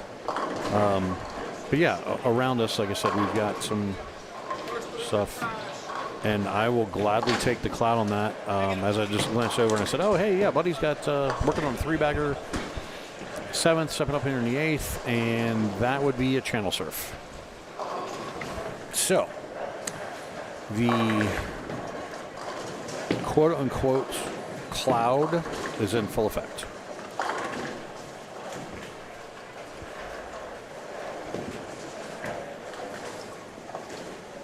That's what he's looking at, converts a spare. Guessing he probably wants that first one back. But, again, no harm, no foul, right? 60, 80, still got 2-0. Still pacing 2-0 with a chance to get more. Yeah, some of the other pairs around. So did you get a scoop on what we got cooking here? With some pairs moving or something, or 9 and 10, or what's up? 9 and 10's okay. Well, hopefully all is good. Okay. But there was a breakdown on the high end. Okay. On 37 and 38, that group got moved, or that pair's now out of play. Okay. So 39 and 40 is in play. Okay. And I think the mechanics were working on 37 and 38, which slowed them down from taking other calls. Okay. And so I think that's where we are. So all is okay, best as it can be. And it sounds like only a few frames behind down there. Okay. As well. So sounds like it shouldn't affect the pace of play too much. With that said, though, I see spare and 6-bagger down on looks like 19 and 20 just on the scoreboard. Why, yes, young man, you are correct. Be a good time to check the standings here. See if we got some updated scores. We do have scores after 2 games. Scores. Who's leading? Keyshawn Johnson still leading, plus 48. Jessica Noshbush, plus 46. You go, girl. Troy Blickenstaff, plus 34. Brad Erickson, plus 26. Riley Woodard, plus 10. Kyle Troop, plus 8. Michael Fitzgerald, plus 6. Plus 6. Josh Kennedy, plus 4. Sean Finch was on 11 and 12, just finished up at 212. He's minus 1. Now, of course, he's plus 11. Justin O'Donnell, minus 2. Brandon Cryer, who's on 9 and 10, is minus 7. Young Jonathan Orozco is minus 8. He was finishing up on, I think it was 13 and 14. Then, well, it's Justin Flora, minus 11. Jason Lowry, minus 12. Jason Cragen and Ryan Howard, minus 13, respectively. Ryan Hare, minus 15. A lot of close scores, as I would anticipate. Pretty good pitch right there. His dad is an Eagle winner. True story. Look at Cortez here. Look out. Look out.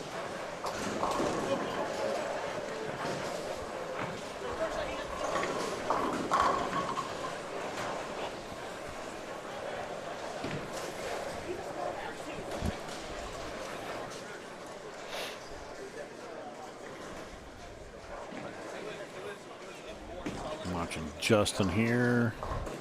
Picks up the spare. So he's got a chance. Gets 9 here to get 180, which is, again, kind of target. You know, give up 20. I know Justin's bowled a couple times already.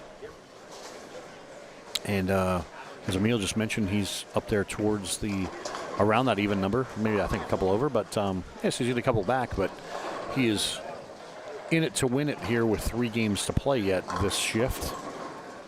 And Buddy leaves a 2. So he's going to bowl 2-0. And Justin catches 181. So that's an okay game right there.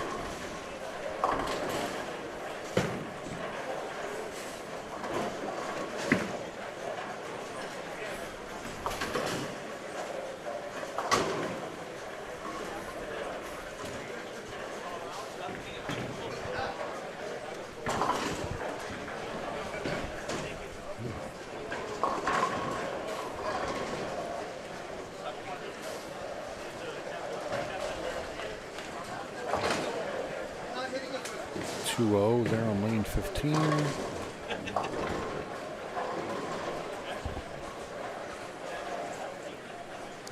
220 left there for the B-bowler on 15.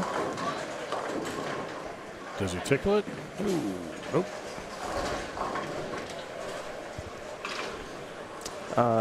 Desiree, I did say that Justin Flora was a -11. Yes. Through 2 games.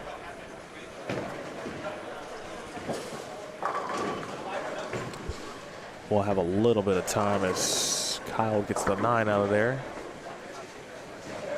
I'll throw up what we have through 2 on the screen for you. We'll go through 31, through 31st place, I should say, on the squad.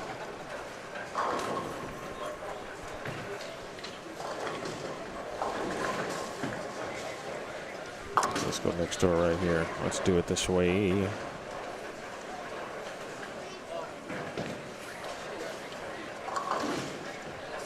There was another question I saw, and certainly you can ask one more question. There is, we don't have anything but time. Yeah, we still got 3 games to play.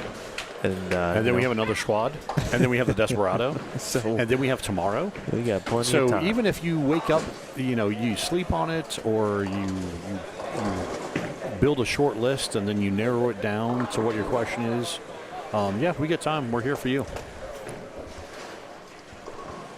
All right, so standings will appear on your screen. There they go. Like it.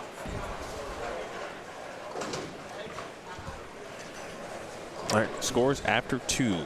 Again, Keyshawn plus 48, Jessica plus 46, Troy plus 34, Brandon in trouble, Erickson plus 26, Woodward plus 10, Kyle Troop plus 8, Fitzmagic plus 6, Josh Kennedy plus 4.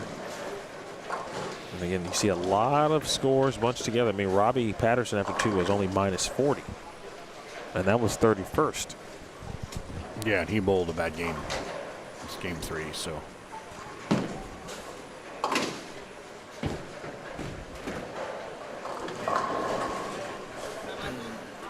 Cortez Shake made the first show of this tournament, the Agent On, in 2023.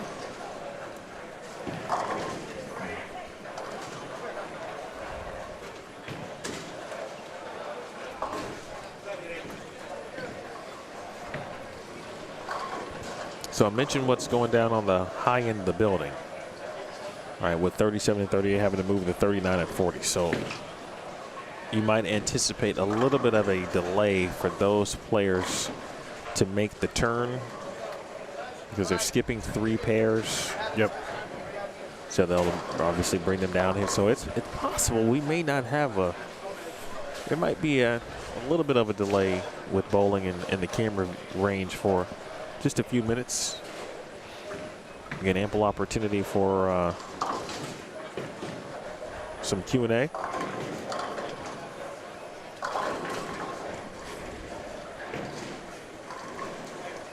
My count got to 214. Let's see, Cryer about to step up. We'll watch this shot and see if we can regroup here in the 9th frame.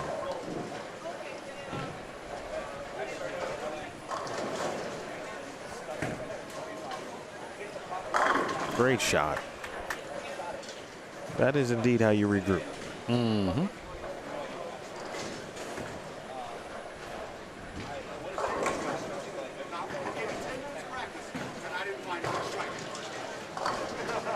Ooh, high flush there. 175. Sean Grant didn't like that one off camera. What a nice break that was. Trying to parlay that into 170. Mr. Gomez next door. You saw it, right corner of your screen. Cortez, left corner of your screen. And Tez will be in the 170s. All right, let's go back to that question and see what we got here.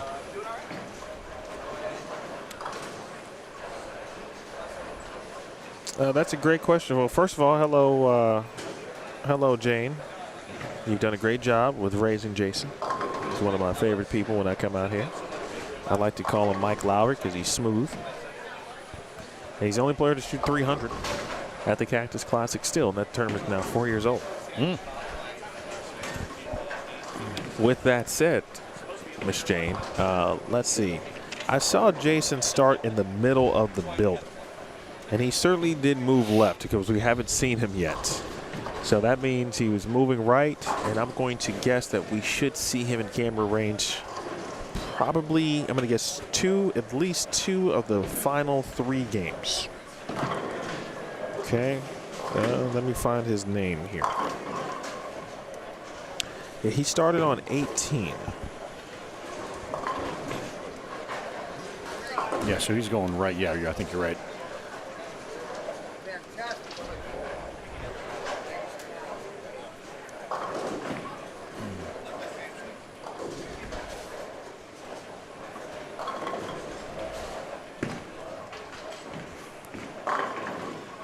He actually might be coming down to lane 6 here momentarily, if my math is right. So we'll see him shortly.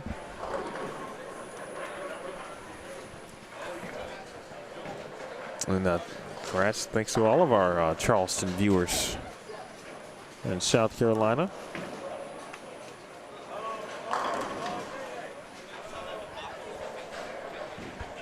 All right, have a 161, and now it's up to Renner Cry to close things out here in game number 3.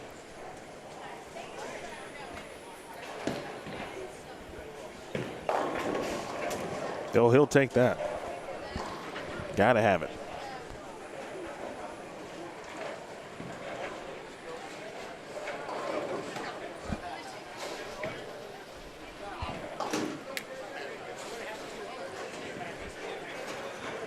Gotta have it.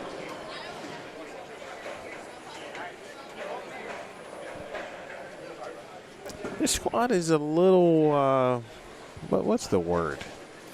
I feel like players are a bit disheveled, if you will. Right, and I feel like each squad has had its own peaks and valleys. That's a great finish. Way to stay in it mentally, Mr. Cryer. Because after that 8th frame, I mean, that just could have went sideways and went the complete opposite direction that you would like that to go. Instead, he hung in there mentally, bear down, and finish strong, not only to save the game, but gain pins. And that's what it boils down to at the end of the day. How do you handle things mentally? There's Mr. 876. Mike Jones III with the Grand Canyon by way of Chicago. Emil Williams Jr. Here with you got Roto, Schlemer, Carl Long.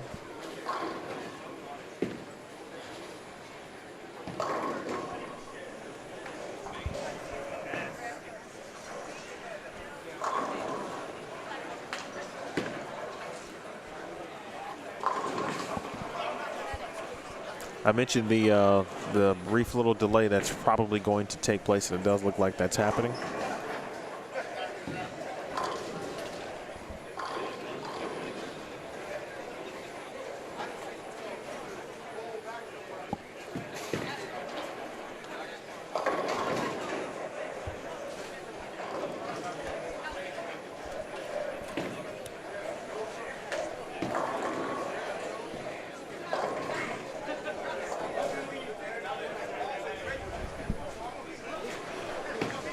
What'd I miss?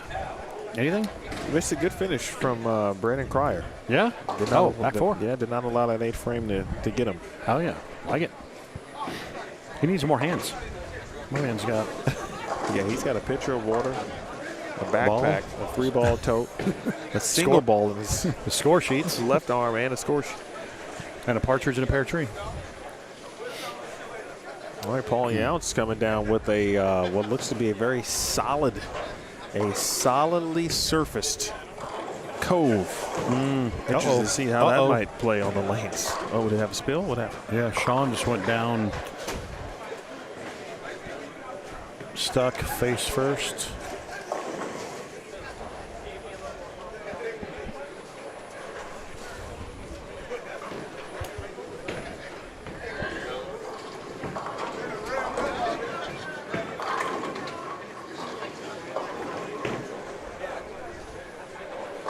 All right, this is game 4.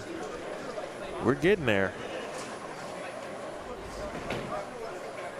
Basket. Ryan Howard was, well, I remember him. I remember hearing the scratch of the Aberlon on his on his urethane in practice. So I think he started somewhere between 13 and 18. And I'm pretty sure he moved right as well. So he should be making his way back in these last couple.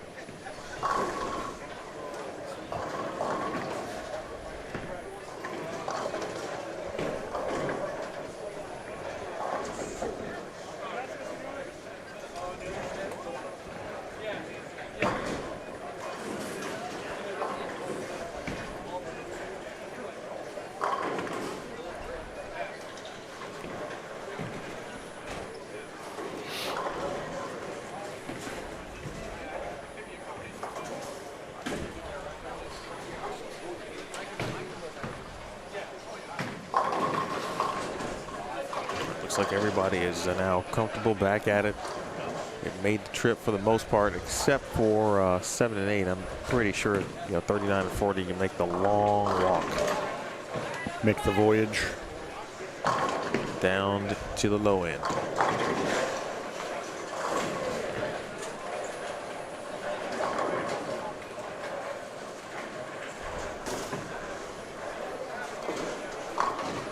Mikey McQuiston in Game 6 on his fill shot on the opening day. He got way in the fourth arrow and threw a shot that was really good.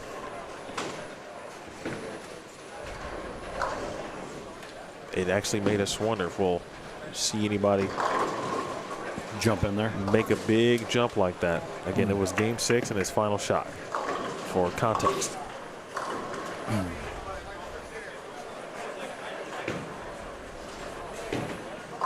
Thank you, Terry, by the way, if you're still watching. I was asking about which Hall brother made the show last year. Was Brennan.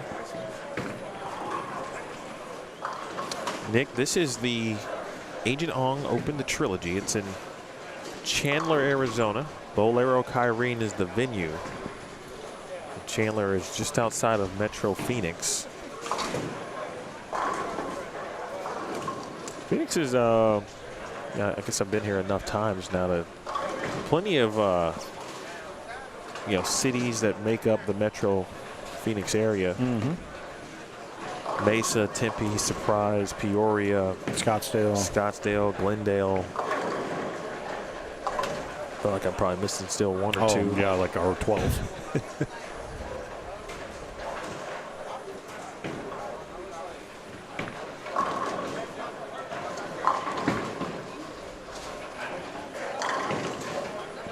Pretty good pitch right there. A few more lefties, I feel, in this squad. I was thinking that same thing, right? Like, because going back, I remember, what was it? I guess it was yesterday. Was it yesterday morning?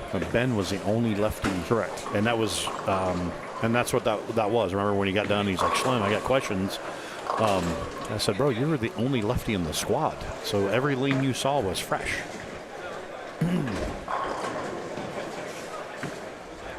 He's in wheeling it, or trying to.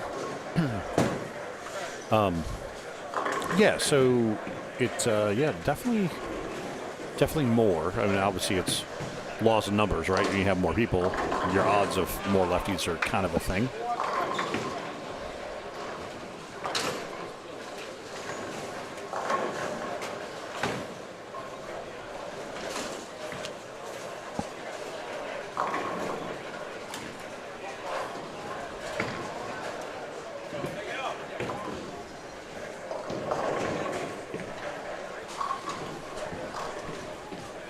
So with the delay, right, everything's slightly disheveled, as I mentioned. Everyone does look to be now in the game 4. Yep. Everyone is rocking and rolling. Things look to be back on a smoother pace. Yeah, it's not terrible, though. I mean, everybody's within, like these guys are finishing their first frame. These guys are about to start their first frame, third frame. Like, you only got a couple pair that, and it's like all the way down there to 21, 22, 23, 24. Like they're like in a fifth, but everybody else is like in the third or less. So the pace shouldn't be too terrible. We just we had that hiccup with the breakdown on 30, what did they say, 37, 38, which then slowed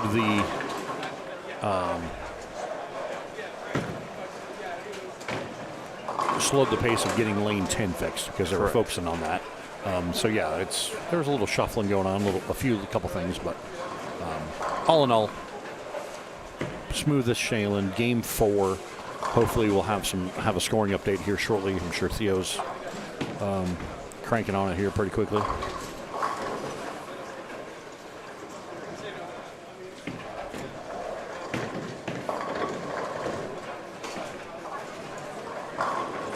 Cortez is certainly back with us. Cortez, supremely talented. 2023 PBA Rookie of the Year. Indeed. Rook. What up, Rook? He's so talented, right? And his focus, is in the business. He's running his dad's business. And, but, he's, as you know, Schlemer, supremely talented that if he decided, if his schedule allowed and his time opened up and he wanted to go back out there, not only could he do it. Yeah, well, I think the prelude to that, too, is the run of the business of because his father passed on, right? Yes. So that kind of, it wasn't on the agenda or the schedule eventually, right? It kind of just happened a lot faster. And so, yeah, it's a matter of, you're right, he has the ability, again, Rookie of the Year. I just don't know that bowling is a main focus for him right now because of that. No, not saying that. And you can sense, again, we were joking around earlier, he was practicing last night to get ready for this. You can see he's frustrated, but he also is good. He also knows that, man, he's not sharp. He wanted to at least give it a crack because it's right here in his yard, right?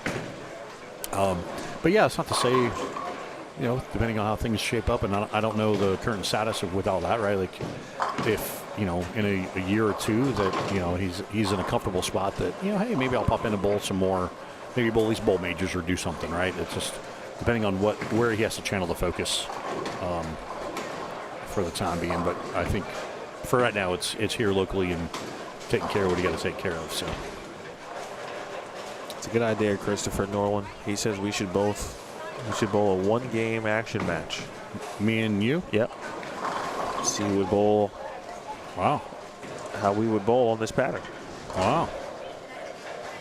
That could be entertaining. I'm all for it. And I'm going to win. Oh, I'm not going to doubt that one bit. When's the last time you bowled? Actually, what's funny is I actually had to throw shots for the Gremlin video. I do the extravaganza thing every year in Vegas with Wes Malott's wife, Sarah Malott. Shout out to Sarah and Wes, which is a fundraiser for the International Bowling Museum and Hall of Fame in Texas, right? But it's like a 40-frame game. It's 2 days, and okay. I drill a 10-pound ball to throw at that, right? And still strike too much. And so that's kind of like the only bowling I've been doing. But obviously I've been dealing with some health stuff, right? So the last year, it took me almost a year to get through it all because I had surgery last September, had surgery in last October, and then I had surgery in March. Finally healed up in early August. Anyway, I was on the road, and this summer when we were launching the Gremlin, it was one of those deals of, Chayton was our video guy at the time, and we had talked about getting stuff ready. He's like, "Oh, I need to do the teaser." I go, well, I said, "I can do it." He goes, "Are you sure?" I'm like, "Yeah." I drilled a 14-pound Gremlin, and we had all the content done in less than 45 minutes. And he goes, "That was faster than some of our tour players." And again, we just put out I can't remember what pattern we put out. It was pretty easy, right? How shot. I said, "Dude, all I got to do is get off my hand going that way." And I got enough strikes and did the deal. So the fun thing, I'll give you guys behind the scenes of that too, right? So because of the name of the ball, and he had this idea. He goes, "What if you throw a shot and then all of a sudden when the ball hits the pins, the power goes out?" I'm like, "Okay, how do you do that?" He goes, "Well, you're gonna have to run and hit the switch." I'm like, "Wait, what?" And so the power switch on the wall at Storm is like on the back of the approach. So, all right, so he gets it up. I throw a shot. He runs after it. First one, obviously I throw the shot. I turn around. I got to go hit the power button. And I said, "Man," I said, "that sounded like it went through the face." He goes, "Yeah, it wasn't a good shot." I'm like, "Okay." So I moved. So the second shot, I moved like 3 or 4 left, kept my eyes on the same spot. Throw the shot off my hand, turn around, run back, hit the power button as soon as I hit the pins, and I go, "Oh, that 4-pinned." He goes, "Wait, what? How do you know that?" He goes, "You weren't looking at it." I go, "Yeah, but I heard it." I said, "I'll move again." Third shot. So I moved a couple more off my hand. I yelled to him. I'm like, "That's good." As soon as it hits the pins, I hit the power button. 10 in the pit. He goes, "How did you do that?" I go, "Dude, I just told you I had to get to that spot down there." So it was that was fun times. So yeah, every once in a while I still kind of know what I'm doing.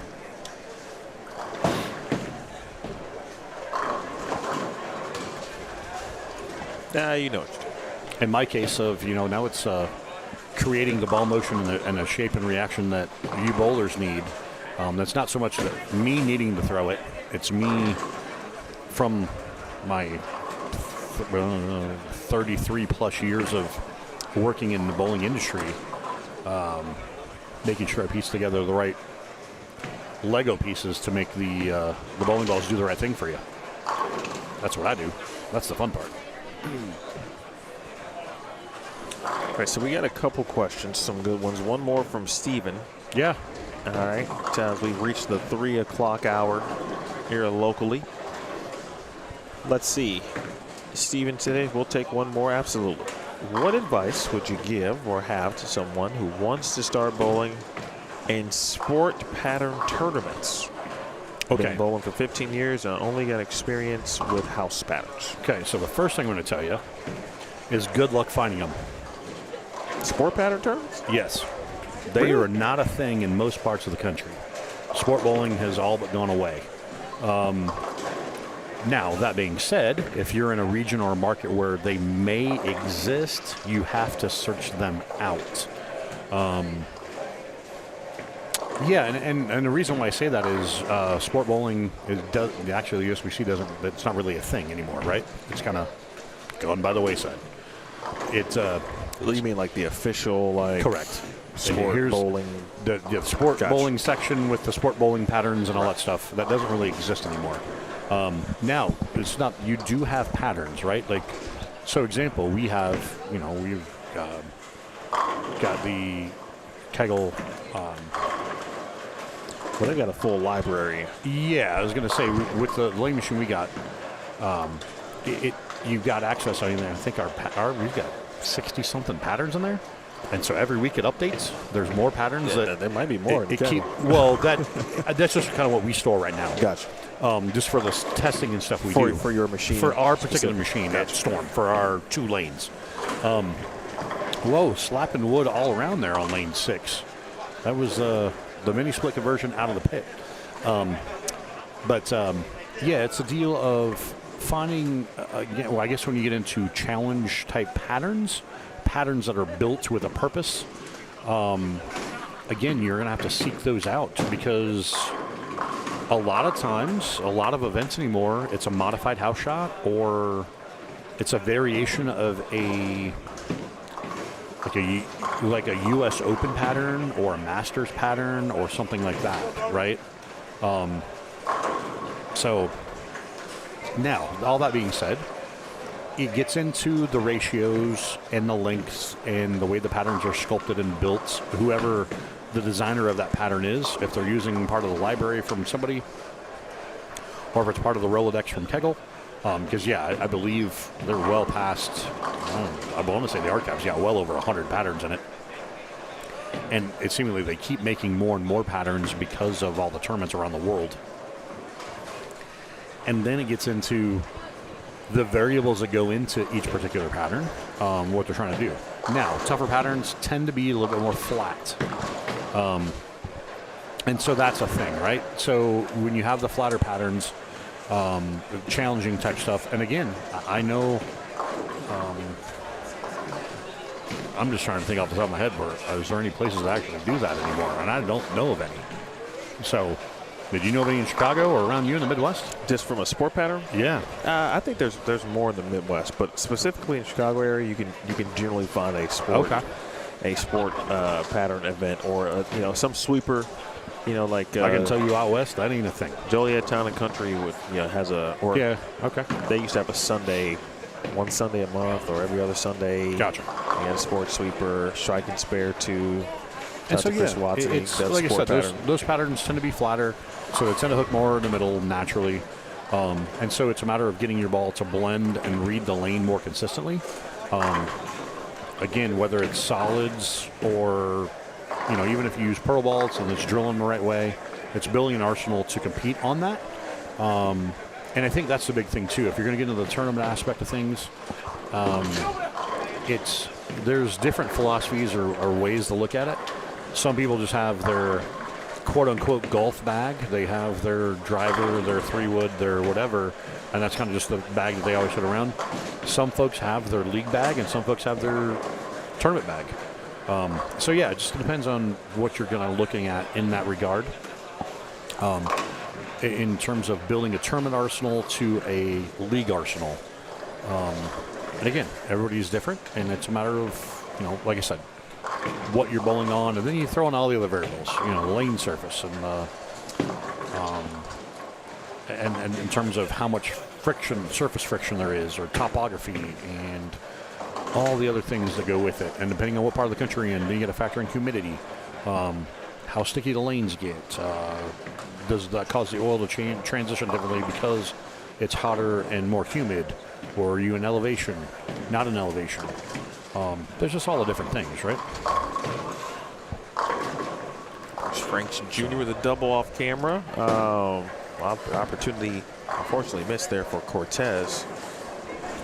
Let's see, Regina saying hello, and she bowls in the sport pattern at Earl Anthony's Dublin Bowl. Okay. Got some folks chiming in actually from Arizona, few sport leagues.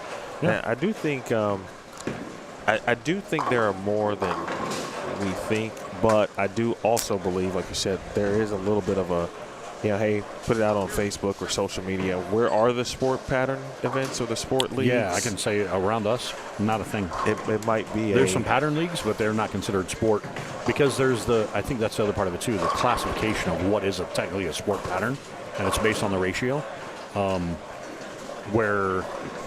And that's the other disclaimer I think you got to put in there too. Some that say that they are, but they're truly not, based on the capabilities or limitations of a lane machine. And that's another variable you factor into it, right? Okay, how old is the lane machine? Can it do the different things to make it a quote-unquote sport pattern? Yeah, there's just all these things. Nice finish here from Mike Jones. Strike here puts him at 2-1-6, and then we'll go next door to check on 9 through 12. There is that 216.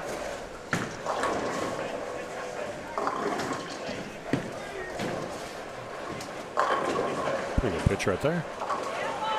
Right around that track area. Turkey right here on 9 and 10. Steve, great questions, by the way. But, yeah, I think just start with the folks that you bowl with. Yeah, just see what you got around you, right? In your area.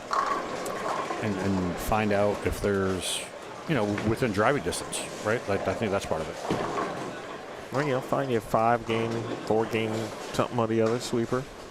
You can even start with a challenge pattern.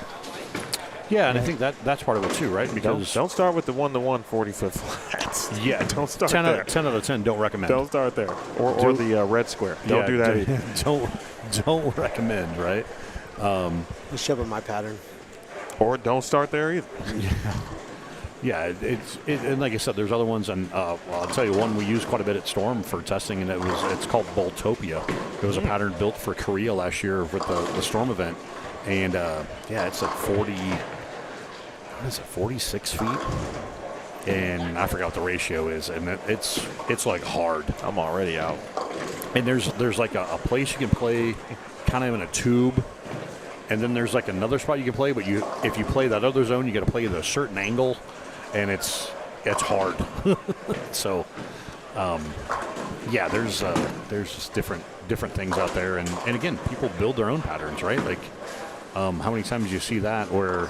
That's something I want to touch upon too, folks. In the fact of I can't count the number of times over the history of forever when you hear, we use this animal pattern, we use this, we use that, right? I'll never forget, I had to laugh. It was in the early years of when we first introduced animal patterns, right? And I mentioned, Robert Smith was the king of cheetah with having the free hook off the gutter. And shark, right? The original shark was 41 feet. So it was one of those deals where you started in around 15 and you started at 15 and you chased it left, right? And we were somewhere, I want to say in the Midwest, and and that was when people thought it was cool. Oh, we're bowling on the PBA pattern. Well, 99% of the time it wasn't the PBA pattern because they didn't have the same lane machine. And there was this guy that showed up at one of the events, and it was like, oh yeah, well, I wouldn't be doing that. And I was, back in the rack watching. And this guy's kind of chirping, whatever. And I go, what do you mean you wouldn't do that? I said, on the shark pattern, whatever. He goes, I average 240 in the shark pattern, and I play up 5. Then I'm like, okay, well, whatever you're bowling, it must be a land shark, because that's not what you cannot play up 5 on what these guys are bowling on right now, right? But it's just again, and he goes, well, we bowl on wood. And we have this lane machine. I go, okay, that explains it. So, yeah, you got it's a big difference. Yeah, you had the free hook because the lane machine didn't oil like the first 2 boards, and it was wood, and yada, yada, yada. I'm like, well, it makes sense now. You can play, average 240 playing out up 5. But, yeah, it was one of those deals of wherever we were, like, it was a pattern of if you leaked it past, if you got it past 8, like for the guys, it was wash out every shot. Like, it was no man's land. Right at the 8. And this guy's, I'll be playing up 5. Oh, okay. Sure you would. But meanwhile, back at the back cave. Appreciate that question there, Steven. Yeah, we've got, what is that, Robbie shooting 190 down there in 5 and 6. Not a bad game. Thought that looks like maybe the highest game, potentially. Actually, Miss Jane. 194. Miss Jane is still watching. Let's get a quick view of Mr. Jason Lowry before he moves pairs. He'll be moving to the right. Can't get the 7 out.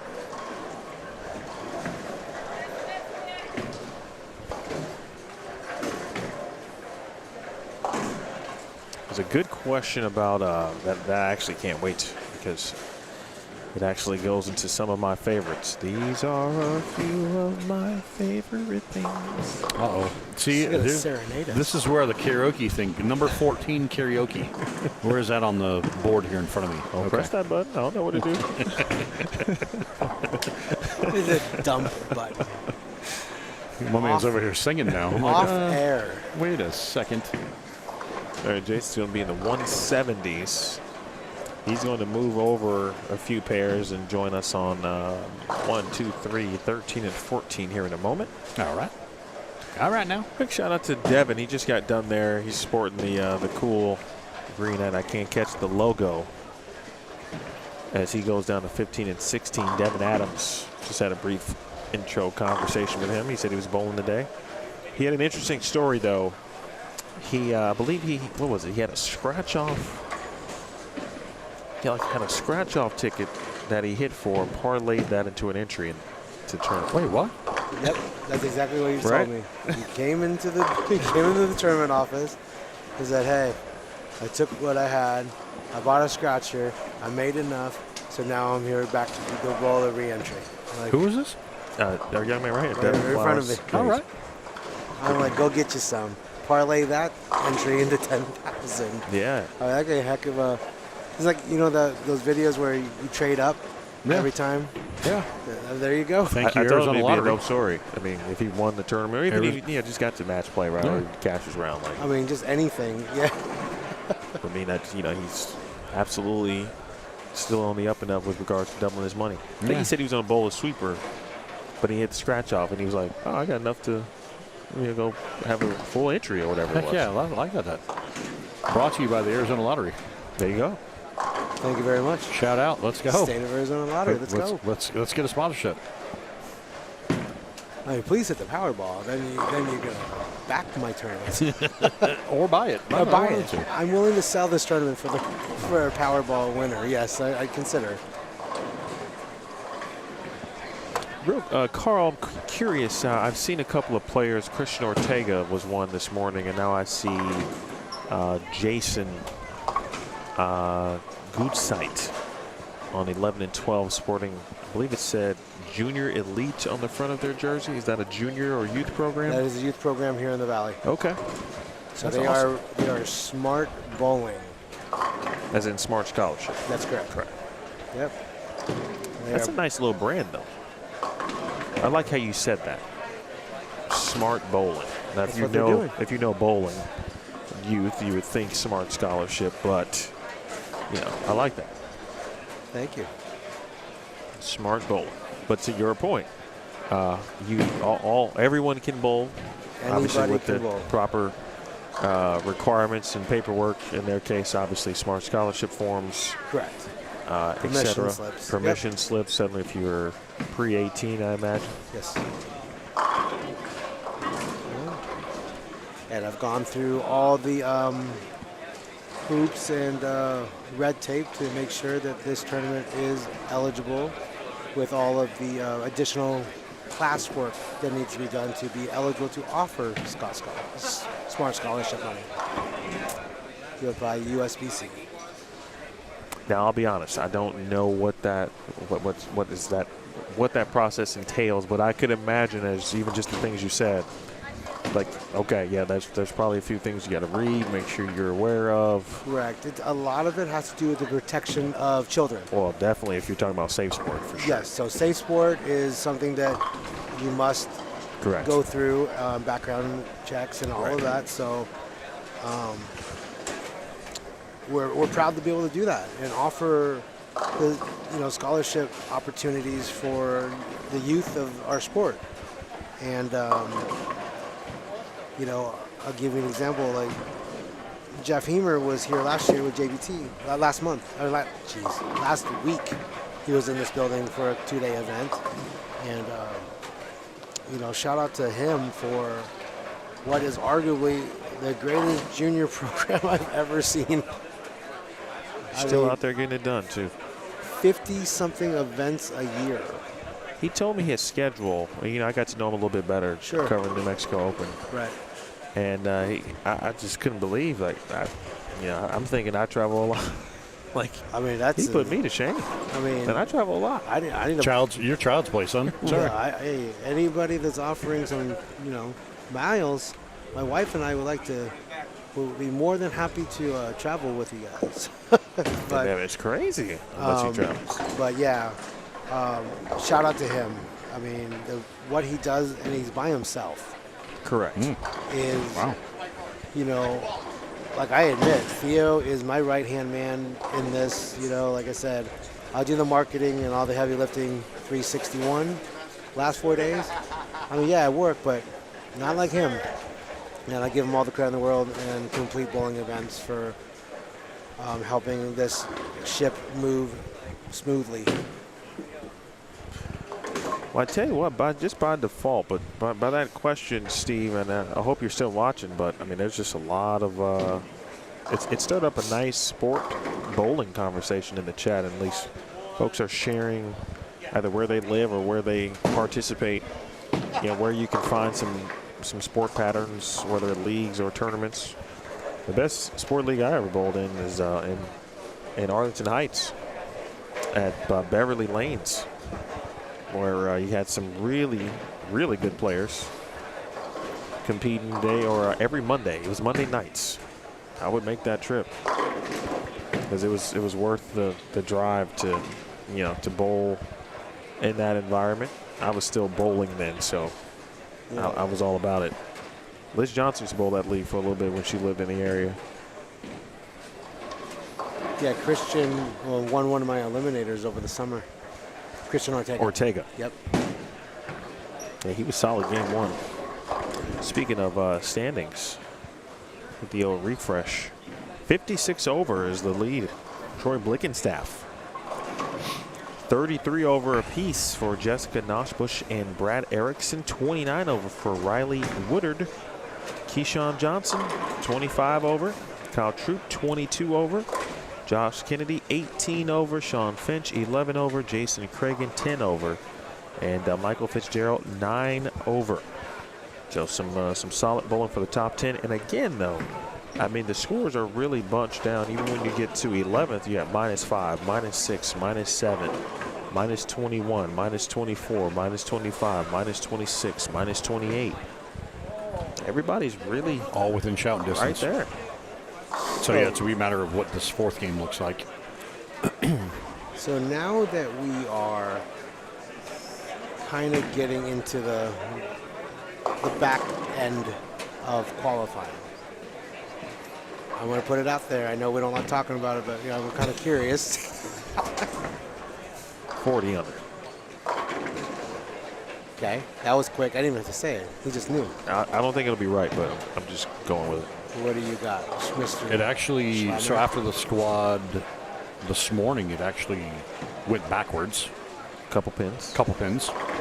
So, yeah, I would think with more entries and what's going on right now, with still some games to play, I'm still sticking into that 50, 60 under window. Okay. All right. You got your own guess, Mr. Ong? Anthony James, 195. Yeah, because I'm looking down there at 3 and 4. High game is 187. High game here right in front of us, 166. Well, I believe the transition happened in game 3. Exactly what I said was going to happen. Correct. Because of the extra body and the more stuff. And then it makes me wonder, do we see another one, the end of 3 into 4, do we see another one end of game 5 or in game 6? So it'll be interesting to see how this shakes out.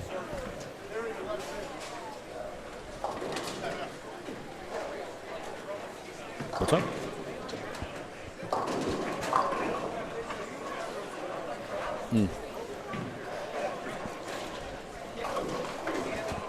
Hey, Chico, 1775. Yes, I do the marketing, but you can find us online at agentongopen.com, as well as our Facebook page, /agentongopen. We have a YouTube channel. I don't really put too much on it, just because I don't have a lot of video content, but we're on Instagram and TikTok as well. So definitely, search us out on all our social media. But the biggest thing that I update quite a bit is going to be our website as well as our Facebook. But I'm glad you ran into us and you found us online and watching the stream right now. So thank you. Thank you, Chico, who's been in this thing watching for a little bit. Okay, I want to go back to. Shout out to Erica, by the way. Erica, I gotta get a question for you. Obviously, I'll send you a note.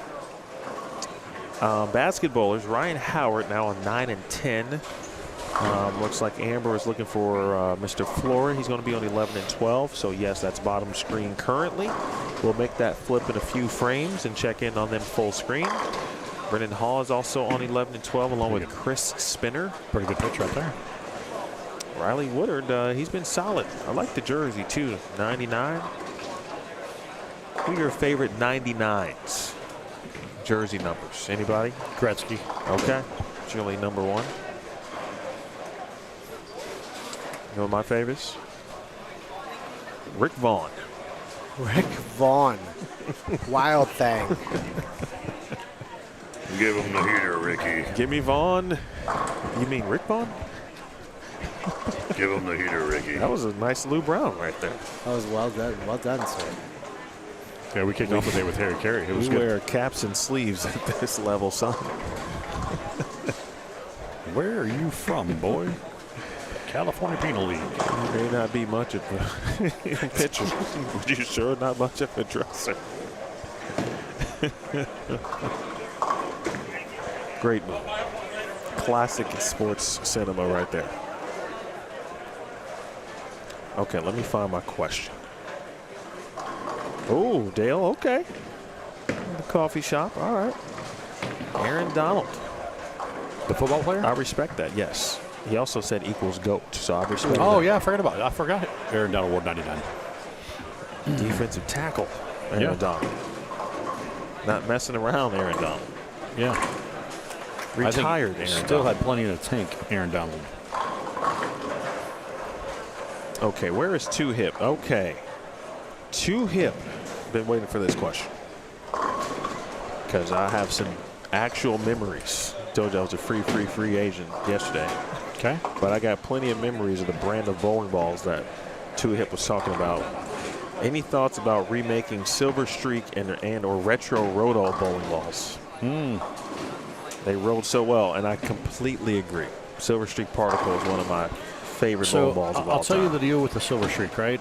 Because of the core shape and the way that mold was built, those balls, because it came to a point on the top of the core, there was a cracking issue. And our process of building those molds and how we build bowling balls, it no longer fits in today's standard. Because, yeah, that's one we get pretty much monthly of, hey, when's the Silver Streak going to come back out? So, yeah, I don't foresee that. I mean, never say never. You know, Hank and Alex are the innovation team, and Hank's now doing more stuff internally with that, right? Yeah, every time we've talked about it, he's like, we just can't. He goes, I can hit the numbers, but the actual shape, because of the way that core mold was, it's just that deal. And it holds true with the retro Roto and that same thing. But, never say never, right? We keep testing different materials and different core shapes, and that's something that Hank and Alex, I know, have been working on. We do have different types of cores that wrap around the weight blocks. There are, if you remember, it was the one Belmo ball was ultimately like 2 weight blocks kind of design. So it's not to say that something like that could resurface again, right? Like, I know Hank and Alex, I'm only privy to what I'm looking to do or what I'm trying to build, and they give me the options. And like I said, they give me the menu of stuff, and it's like, oh well, if I take this piece and I put this cover and do this, and then I get with Alex, and it's like, okay, this ratio, that ratio, and then we do tests and that kind of jazz. But yeah, so I know I wish I had a better answer for that, but yeah, I got nothing. But just know that you're not the only person to ask about that Solar Shaker and the retro rotos, blue retro, red retro. What about a Sonic X? That's another one in that same kind of category, right? Yeah. All those balls are in that same window. So that's like that late '90s, early 2000s. Those were all early 2000s. Yeah, that was when I was tour repping. Yeah, so. But again, you also, I think the other part of it too is when you look at some of those old balls and you look at core shapes. Yeah, it sounded cool. They were what they did at the time. Look at all the changes since then. The lane surfaces have aged exponentially. We have new lane oils, new lane machines. So many things have changed since then, right? So if you were to take something like that and to roll it in today, if you hypothetically were to make it and to roll it in today's world, it's still guaranteed to actually roll good. So that's the other part of it too.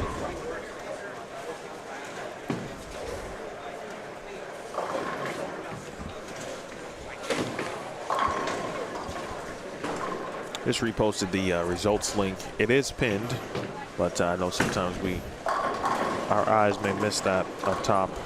Mine do, certainly sometimes. So if you're curious, not only where someone is bowling currently, like actually on the lanes, but where they are certainly in the standings, that is where you find that. We refresh. I know Theo is right now in the process of getting us game 4 scores. Mike Jones creeping on the come up. +9 through 4. Mr. 876 himself. All right now. 205, 169, 219, 216. And that's just one who, he's at the top currently just because all of the scores aren't so here's one thing I want to make note of. We have more people on this shift, and we're now getting the scores for the 4th game. How many people are plus on this shift? Well, I'll tell you in a minute because I don't have them all yet. Yeah, but I'm just looking at the people that are towards the top that you have all the numbers for. Plus, there's one person. One currently, yes. A little bit different than this morning and the other squads. I think it ends up being probably, let's see, 1, 2, 3, 4, 5, 6, 7, 8, 9. Think so, huh? I think there were 9 or 10. I think maybe 10 going into that game. Games. After 3. Yeah, we'll see how it shakes out. Like I said, seemingly there was a lot of pairs around us where there wasn't a 200 game. Well, game 4. Game 4 didn't look like it was pretty. It didn't look pretty at all. I got to pose an interesting question on the chat. I'm just going to jump in and answer this really quick. Go free. Christopher Norland. Have I thought about taking this tournament on the road or run it or something similar somewhere in California, maybe San Jose? It's a valiant question. I like it. A lot of variables. Yes. I would tell you that I have been approached by other cities and potential other states to bring an iteration of my event. Maybe not the Agent Ong per se, but it's possible. I definitely would have to take in consideration that I don't live in the area if it was to move, and it would be harder to market to the local. I don't think he's talking about moving this one. He's talking about having more tournaments, taking it on the road, like what Jamie's doing with the Tats, right? You have your base one, the Agent Ong, but then you'd also have one, say, in May. You'd have one in February. You could do one, you could do Super Bowl, you could do a Right. 4th of July, you can do whatever, right? No, for sure. And I guess my response to that is, could I have the penetration in other cities and other states without it being a local presence there as myself being there to help promote that event and gather sponsors and all of that. Yeah, you would have to. Yeah, I think big picture staff. I'm just spitballing the idea. Yeah, one, you got to have staff, but two, then it turns into not necessarily local sponsors. It falls into more nationwide sponsors. Correct. And this is something that Emil and I talked about at lunch in terms of sponsorships and stuff. Yeah, now you're a national floor, so now you're looking at, is it Hertz Rent-A-Car? Is it Alamo? Is it McDonald's? Is it Burger King? Sure. Is it, obviously you've got, Dude Wipes in on board. They're a national brand, right? Roto Grip's a national brand. Bowlifi. Yeah, so I think that just you got to look at what it is in that type of deal. And I think the big thing, the take from it is the format, right? Like the amount of money in a format, a re-entry tournament with 10 grand on top, or whatever it looks like. Maybe it's a smaller version, maybe it's a bigger version. I don't know. Depends on the local support, right? Sure. That's a good question. So, I think, look, I have aspirations of growing, outside potentially of the Phoenix market. But this is my home, right? I'm an Arizona-born native. I necessarily would never want to maybe move it out of the state versus adding on to a, portfolio of potential events, right? Right. The first thing that pops in my head is Vegas. It's an easy destination across the United States for people to travel to. It's obviously a destination location where people make it a vacation out of it at the same time, right? I'm blessed to have Phoenix as a perfect time of year in October. Well, we've already established that Phoenix is Chicago West. Like that's if you. Right, fair. I've heard that a couple times. It's not its own city. It's just the West right. Coast version of so Chicago. I apologize. So out here in Chicago West, where I live, right? Yeah, but it's perfect. But it's something that, sure. Now that we're in our third year and it seems to have a little bit of traction, I think that it is nice to think outside the box. Yeah, maybe Tucson. Or Scottsdale. We were talking about the cities that make up the Phoenix metro, if you will. Tucson would not be Phoenix metro, obviously. Because it's an hour away. It's too far away. Yeah, it's too far. Oh, okay. So Metro Phoenix is like Mesa, Tempe, Chandler, Gilbert, Scottsdale. A core Metro Phoenix. I mean, yeah, you're in a completely different county down south. Oh. And like Yuma would be, gotcha. A couple hours, a few hours away. So. But yeah, I don't know. It's nice to dream. I don't know. Maybe. Never say never. Oh, I won't say that. Especially if you get the Arizona lottery involved.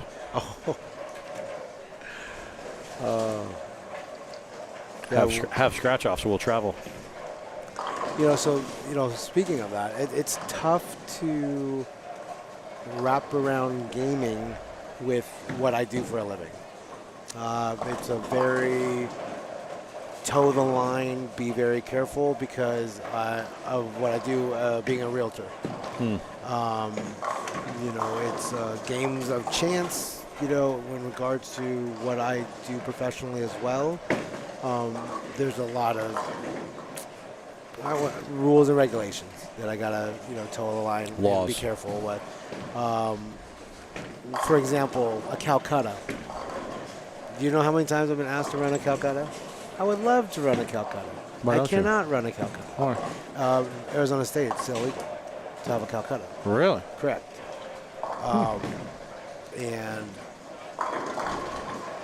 But the idea, I have, I think, enough talent. What about a cattle auction?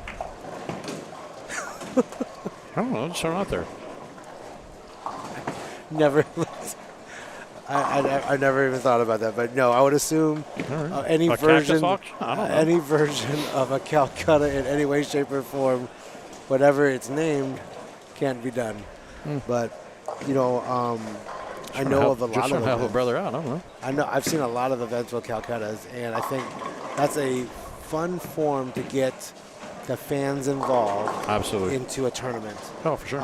And then I think it has a place in bowling, you know, or just in any sport, because I think it just draws everyone in, and they have a vested interest in, gives a little more fanfare and more fan participation, right? And you have your horses that you're rooting on, you know, maybe a little more than others. So it's a horse auction. Got it. Your words, not mine. So We're just providing a stable. That's fine. I might hire you to run this cattle auction. Moo. Just looking around here, we got Fitzgerald over here, bowled 200 even. There's 221 on the pair. Yeah, we're seeing some transition to some different things. He stoned an 8-pin first shot with Tim. Oh, Fitz did. See, so I think the cut score moves up a little bit. You think it goes up? A little bit. Okay. Not like leapfrogging, but like I think it creeps up a little bit. Like I told people that it would be between my two cut line before this tournament started. Pretty good pitch right there. Mine, yeah, that was a lot of wood being thrown over there. But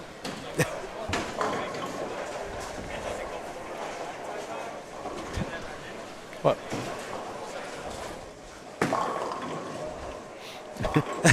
Emil was taken aback by this. Yeah, a lot. And that's the whole thing. We've talked about it, right? And over the course of 2 days, we've seen people jump in there, and if you can get it to end over end, if you get the right tilt and roll, like there's some 240 games, 230 games shot from in there, playing that type of angle, because you got the thing to stretch it, and so you use it as hold down lane if you can do the right thing. Right.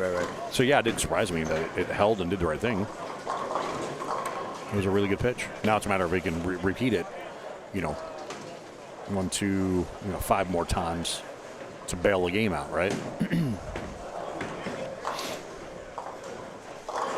And we're looking down here, say 5 and 6. We got an open spare 4-bagger. Bowler A is clean. But again, the counts, it was clean.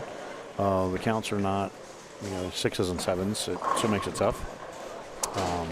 We've got again the scores I think are going up and down now, as again we saw the transition quicker, and then now the question is, as we finish getting towards the end of Game 5, are we going to see another transition in Game 6, or is it going to stay? That's what we don't know, because this is the first time having this many players on a pair and this many lanes being used.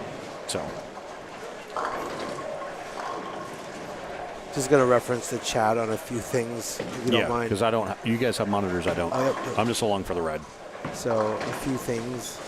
Let's see. Needs a kid. Oh, Deo Coffee. Yeah. The Mile High Edition in Colorado. Okay. Needs a kidney. The Agent Ong Tour. Wow, that's very generous of you. I think I can pull that off. What's that? Needs a kidney. No, well, that's his screen name. His handle. Oh, okay. Needs a kidney. The Agent Ong Tour. Yeah, could be. Nice. Okay. In conjunction with the PBA Tour. Yeah, I think they would be so inviting. I would hope. Let's see. Vegas On could potentially draw 500 plus players. See that now? That's the thought process, right? Vegas is such a destination location that it's a thought for sure. But I love the Phoenix market. Then it gets into schedule because of the bowling centers and the room.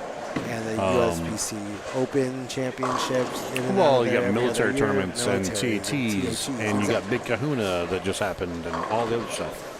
there's a lot of events that just keep going and going and going there. No, We're starting to sling some wood here on 9 and 10, sir. Listen, man, I just talked to Riley Woodard real quick. He just got into an IQ tour. He said he was throwing a rock star.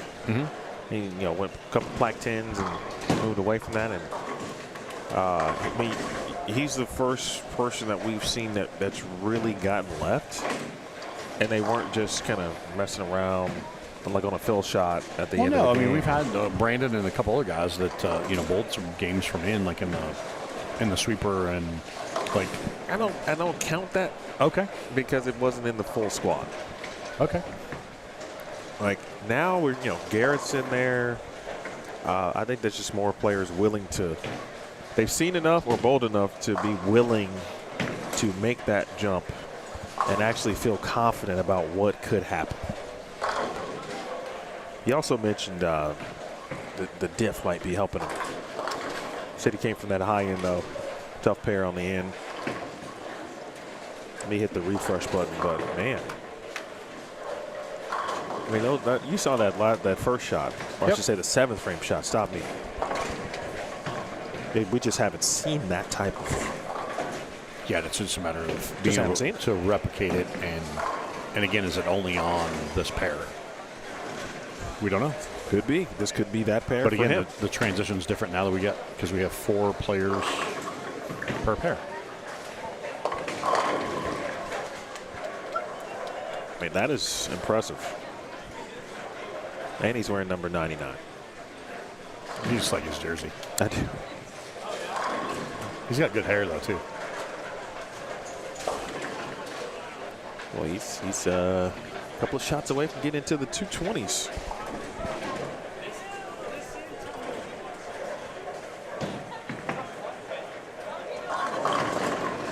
What's the we're getting towards the end of Game 5. Do we have all the way through 4 updated?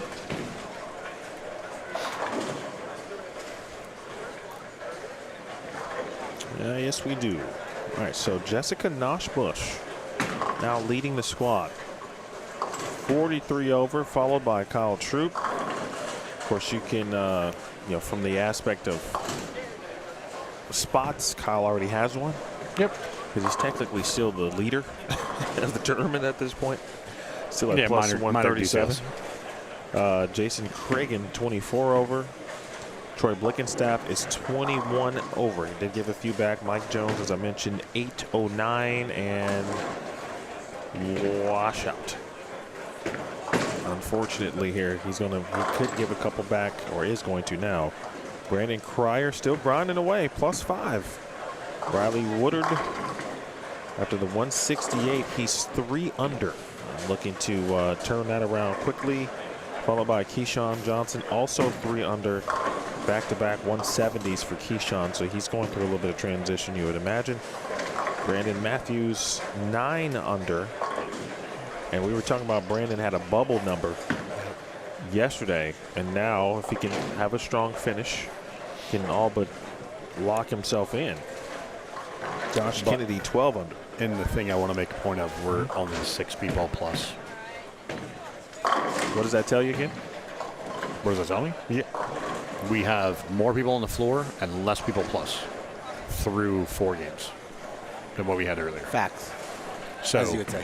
Yeah, facts, right? And so, again, that just tells me, again, like we saw, I think you said there were, 9 or 10. Well, now we're down to 6. Mm-hmm. And like you said, we're going to. Oh, wow.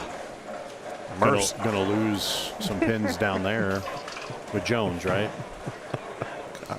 So he was just above the number, again, giving some pins back. So again, when the top of the field is getting closer to that even number, where the even was down here, it's shot to white. Now the even's getting closer to the top. And again, we take Kyle out of the equation. That means it goes this way. Right. Big picture. So, you know. But what I think 5. is interesting is this. I think we're going to have a really big squad. Next shift. For next shift. Oh, for sure. There's a bottleneck on the fringe. that if you, okay, so outside looking in, what is a bubble number that would make you consider that I have to go? Based on the, after, you know, call it 6.5 squads. I think after this morning squad, I think it's 50. I think if you're lower than minus 50, you got to consider it bubble, right? Because I think that window is still 50, 60. But again, we're based on total participants and where that cut line's going to be. And he picks up 9 pins there. So I think that gets him back to even, is that what you said? Because he was just under it? No, he was +3, so he's 6 over. +3. Or -3, excuse me. Yeah. Okay. Yeah, so it picks up, it goes right around that, right? So the even is in that. And again, the interesting part when you look at the plus number through 4,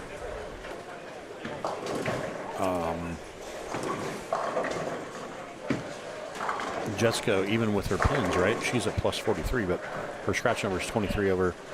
You know, Kyle's 26 over through 4. And there's 24 over. We're going to tell you that Kyle's trying, right? Like, it's not like he's not trying. But comparatively speaking, what he had the other day in his first squad, they're a little different. A little different. And that's just transitions and number of peoples and moves and all the fun jazz.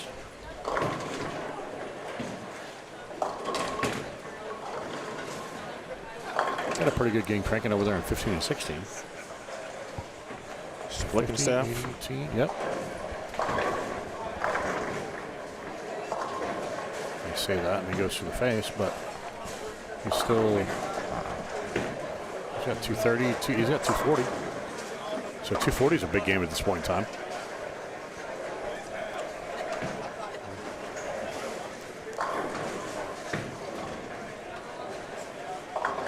Especially looking at some pairs where there's no 200 games. So again, it's going to be interesting as we watch this all shake out here. The last game, shortly to be rolling into game number 6. The finale of the set of the squad 6. Yes, sir.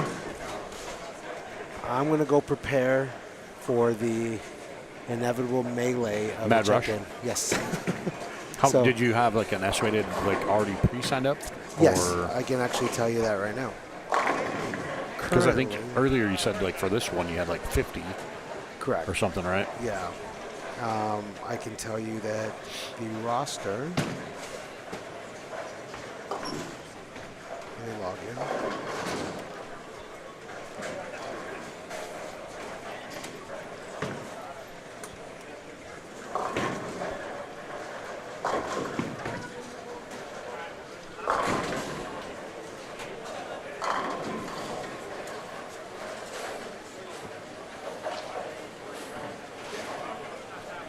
That's now.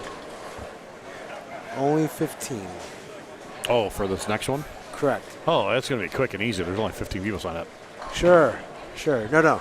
15 people that automatically says they have to bowl at 6 o'clock. I'm pretty sure it's going to be over half of these people are going to re-enter. for Like I this said, last one. I'm Yeah. going to go get ready for the melee. Yeah. Because I just know that people that were bowling in the middle of the squad was running up to me, asking me, can I please sign up now for the 6 o'clock squad? And I said, no. Why? Why are you being so mean? I'm like, enjoy, focus on your current squad, and let's see how you do. Because I'm rooting for it. You know, everybody that's bowling, I'm rooting for them to shoot well. So, but yes. By the way, Jessica shooting 2-teen over here. Osbush? Yep. He had said she'd been on a heater with, I think, events here in the last. Well, the last time I was here, So, yes. she made, I feel like she made match play at the Cactus. The Nosbushes have won 3 out of my 6 eliminators between Sean and Jessica That's pretty good. in this building.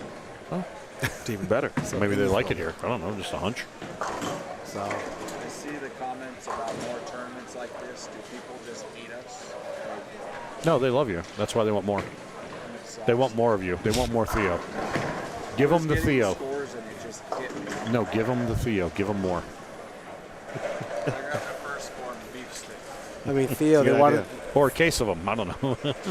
One for each hand. Theo Dufay just walking by the booth, and have you seen the comments? Huh? Have you seen the comments on YouTube in the last half an hour? That's what he's asking. Oh, yeah. He asked, that's why he asked if they hate you guys. Was- Yeah, we're supposed to take the show on the road, apparently. Let's go. Are you guys down, Emil? Schlem? You going to travel with us? As long as the check clears. Fair. Is there a sponsor to take this on the road? Hey, let me put that out there. Any sponsors out there that are very interested in liking to have an Agent on Open with Carl, Theo, Emil, and Schlem in your local area, feel free to reach out.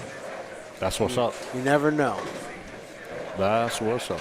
In that note, thank you again. Again, thank you everybody for the kind and amazing, humbling words in the chat. I appreciate it. I'm going to go help Theo now get ready for squad. You might want to give him a hug. Who, Theo? Yeah. He's like, what, do they hate us? Let's make him feel better about himself.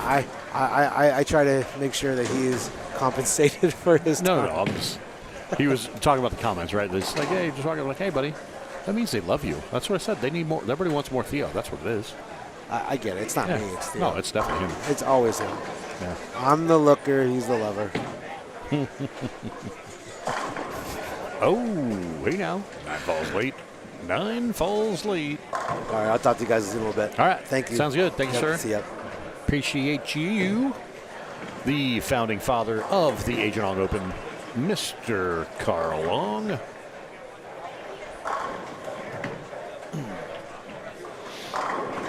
I'm going to try to rally one more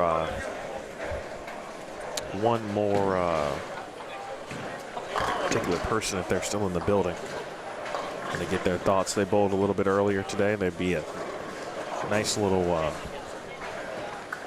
way to close out this particular squad, give some additional insight, maybe, and some of those additional differences too, as we talked about. How about the cross of the day might be Troy Blickenstaff and Jessica Nosbush. Yeah, no kidding. Like legit, they have bowled excellent.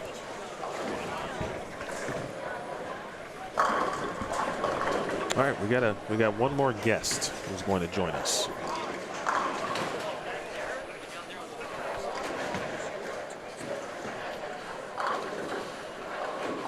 Game number 6.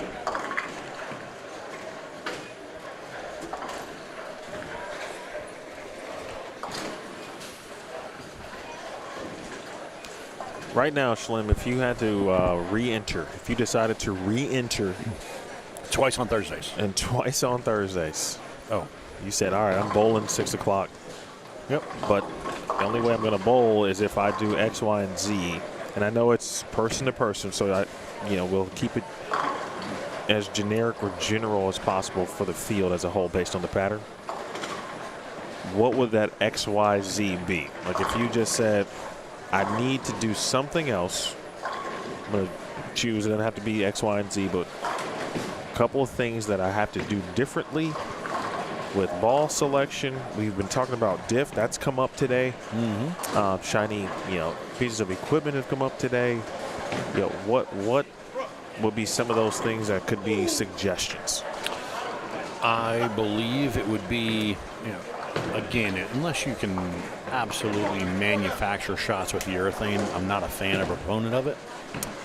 Which tells me I'm using bigger balls, I'm using more flare. And maybe it's not a ton of surface. Maybe I've got, one with some surface. Maybe I've got one with some polish. Again, utilizing flare to blend the lane to make it more consistent. Because what we saw a little bit ago here on 9 and 10 was actually with IQ Tour. again, he caught 4 good shots late to get to that 2-0 mark. Again, you almost feel like you have to be too perfect to try and fit that into that deal. I would say it'd be something more or less, again, using the big ball, flare, maybe trying to tumble it more, and not getting too deep. Again, we've seen some different variations of it. It's kind of the end over end thing, and make sure you just got to get the ball. And if you get the ball to hit the pocket, oh shit! Oh, no. Careful! Uh-oh. Sorry for that, folks. My bad. I panicked. I looked out and she both feet skating. I don't know if she must have stepped in something. Okay, she's okay. Luckily, that could have been disastrous, especially for the squad leader. She's running them over.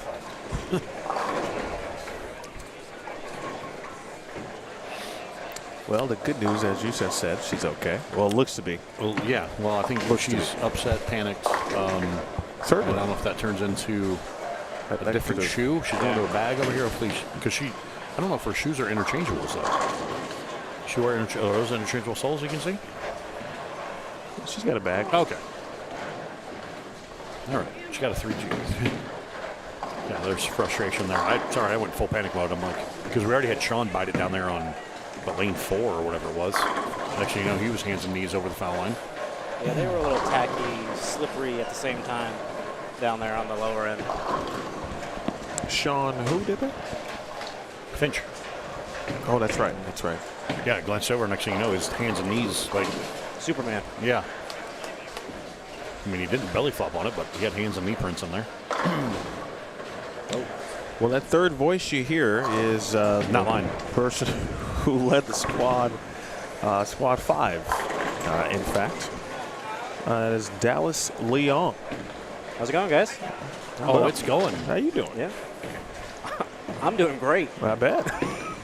You got one and done today. The old one and done. Yeah. Russell. That's right. Scout's honor, right That's to the end. Right. Boom. Russell, I forgot already. You went 77 over today, sir.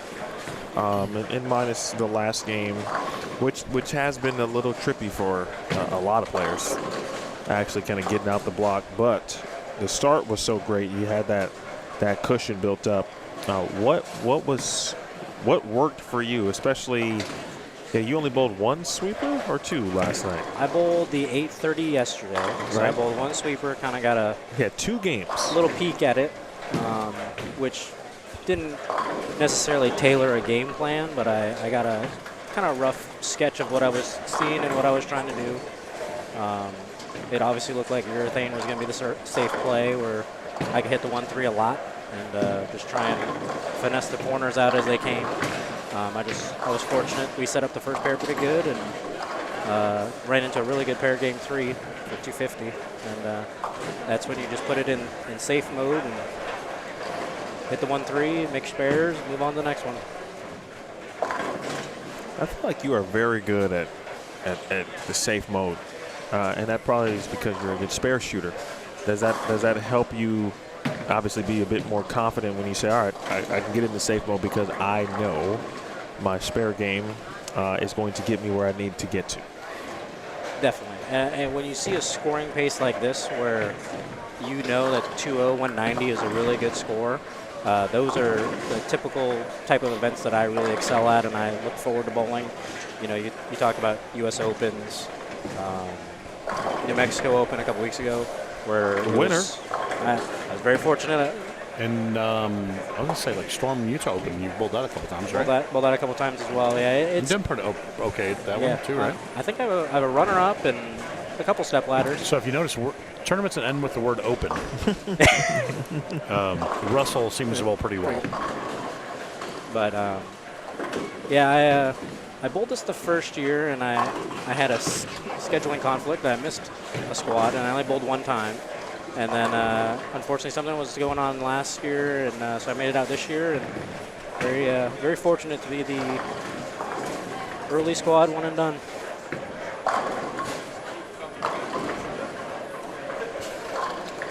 as you've been perusing today or this squad and just kind of watching, what has anything caught your eye?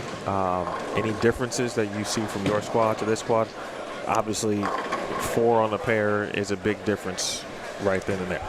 To me, it looked like a lot more people started further left, and it makes it, to me, tougher because when I moved further left, they felt flatter. And without looking at a graph sheet to kind of give you an idea of where there's some juice and where there's not, we thought that staying further right and kind of beat them up there and trying to make that last as long as possible looked like it was better. But now they're in this weird part of the lane where your urethane ball wants to hook too early, and if you try and push it at all, it misses the head. There's a lot of doubles and 1-2-4s.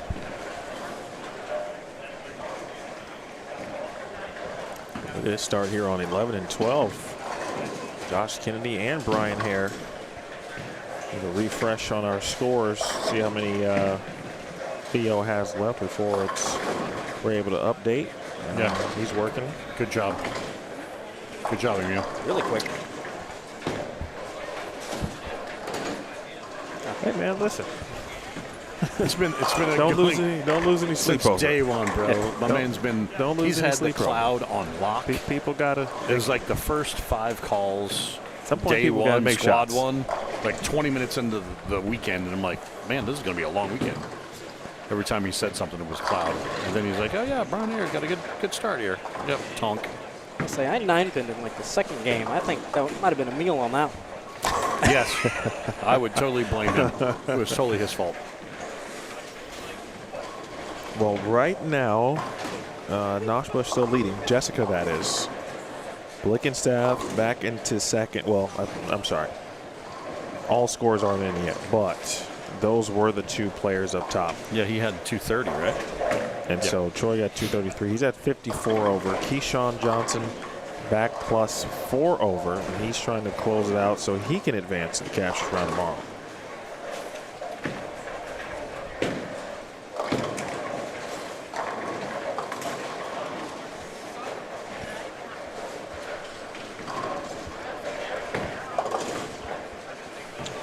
So Jessica, of course, at the tough start, the foul went over the line. She seemed to be okay, and then missed the spare. And now, we had 1-4-6 made last night. Almost a second. And now I'm on the lookout.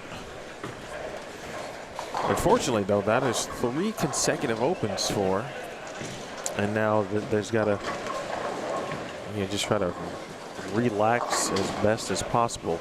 But you know, that's not quite the thrill you're seeking, right? Most people want to go on a roller coaster, but they don't want that roller coaster to be oil on the lanes. Yeah. That's not the slide or the up and down you're looking for. Right. Definitely not on the scorecard.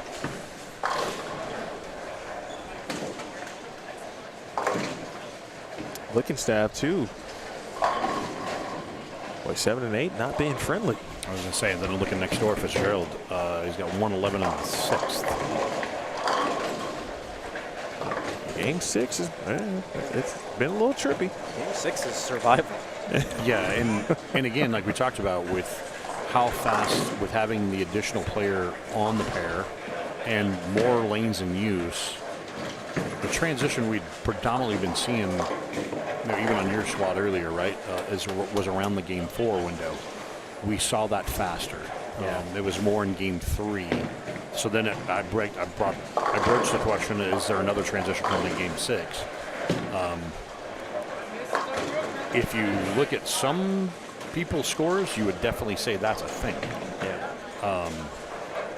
Because like just here looking, we talked about Kennedy right here in front of us, but whoever D is over there on 13 and 14. But beyond that, man, I'm not even seeing anybody on a 2-team pace.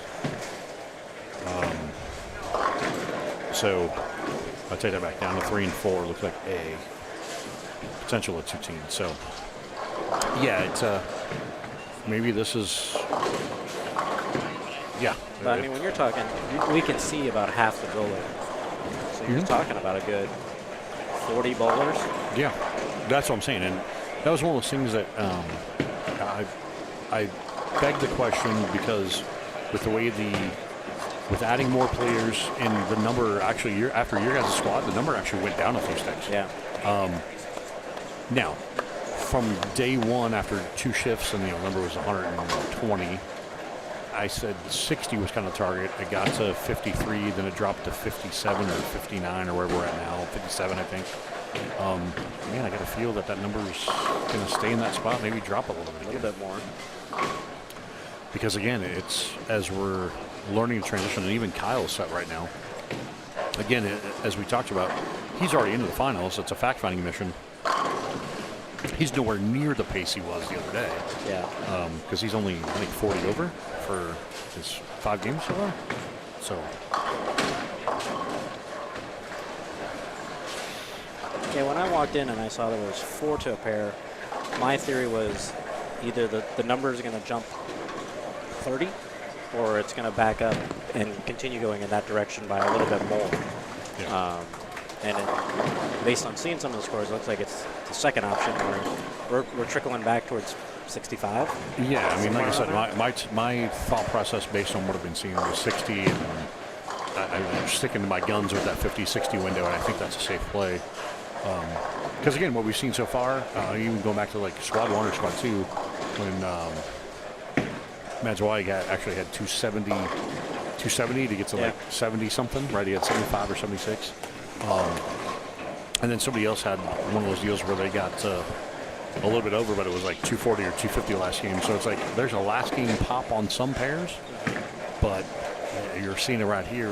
There's a lot of pairs that don't have that last game pop on it. So, which again, it gets into, I think as you talked about and you referenced, as well as we have Bricote in this morning. We've had Kyle. We've had Jonesy. It's U.S. Open. It's a grind mindset, right? Like it's exactly what you said. You're okay. Let's damage control, hit them 1-3, pick our spares, and not do anything crazy. And I talked about with Simo going into the last game because I saw him throw a reactive ball, and I was like, what are you doing? I mean, we talked it over, and it was the fact that the pins drop. So the fact that we're both at 100 over, it doesn't hurt to take the look. Correct. Obviously, we're bowling for brackets and high game pots, yes. Yep. But when I start off with hole, spare, and I was like, I'm not going to bowl 250. So why don't we take a look at something else? And that's one of the things I am pretty good at is the grind thing where you can bail out 190. Ultimately, you don't think you're going to bowl 160. So we took a look at a couple balls, but obviously guessed wrong on all of them. No surprise. But it doesn't hurt to take that look if you have the option to throw them. But for how hard they are right now, I mean, looking in front of us, people missed the head pin 4 out of 5 lanes. Like it's... Yes, sir. You have to think, actually, that tie-pace spinner might be an optimal look at this. Takes the lane out of play. Boy, Fitch just threw a fantastic shot. First one on the 10th. And he was, he's 23 under. Okay.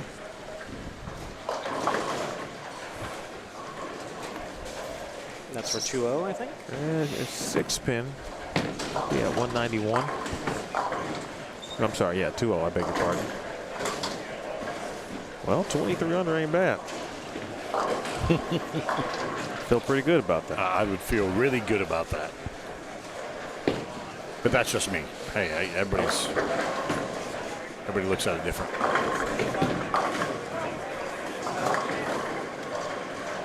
Dallas, if it were you, which thankfully it's not, but if it were you, and you've been watching this, and you just talked about scoring pace, how would you feel about 23 under being soft leaning?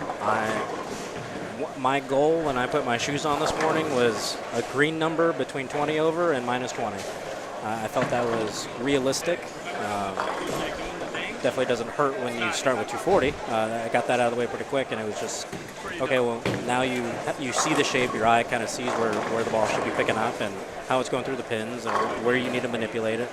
The thing that was different from pair to pair for me was some pairs had to be a little firmer and some had to be a little softer. And that fluctuation in speed, especially from pair to pair, was hard to get down in that snap moment where you got to go, okay, well, I got to be a touch softer now and be a little cute with the holes. But Yeah, I would say if you're putting your shoes on to bowl at 6 p.m. and you can average 195, I like your chances. Absolutely. In the booth, Dallas Leong. Russell from Up. He had the jersey and all to support. So is that the only one of that you have? Or do you have multiple Russell jerseys? No, that's like my fun, when I can wear shorts. It doesn't look as appealing in slacks, so I wear it with shorts. It goes, it fills the whole fit, yeah, right? Yeah. So the whole character. After this, I treated myself to a swig drink, and it was the talk of the town. Immediately, people were like, "Is that Russell from Up?" And I said, "Yeah." Last time I checked. Yeah. So can we? Can you educate me on the swig drink? Is that what you just said? Yeah, you don't have swig? Oh, that's a West Coast thing. No, it's starting to pop up in Texas and other parts of the country. I'm unfamiliar. It's I don't know, it's a Utah thing. Yeah, the Utah they call them dirty sodas.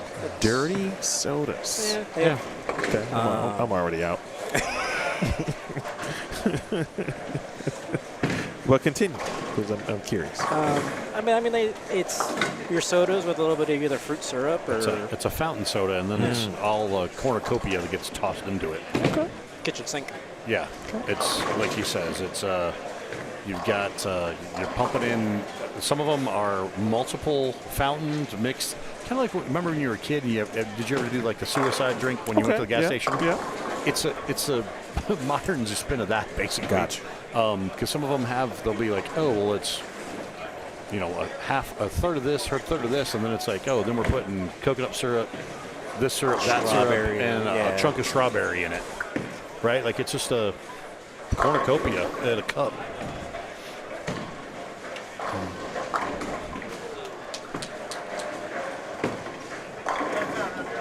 So now this is something, because I only bowled the one squad. Have you seen guys get them good on the gutter? Because I threw a couple out there, and I could definitely hit the 1-3.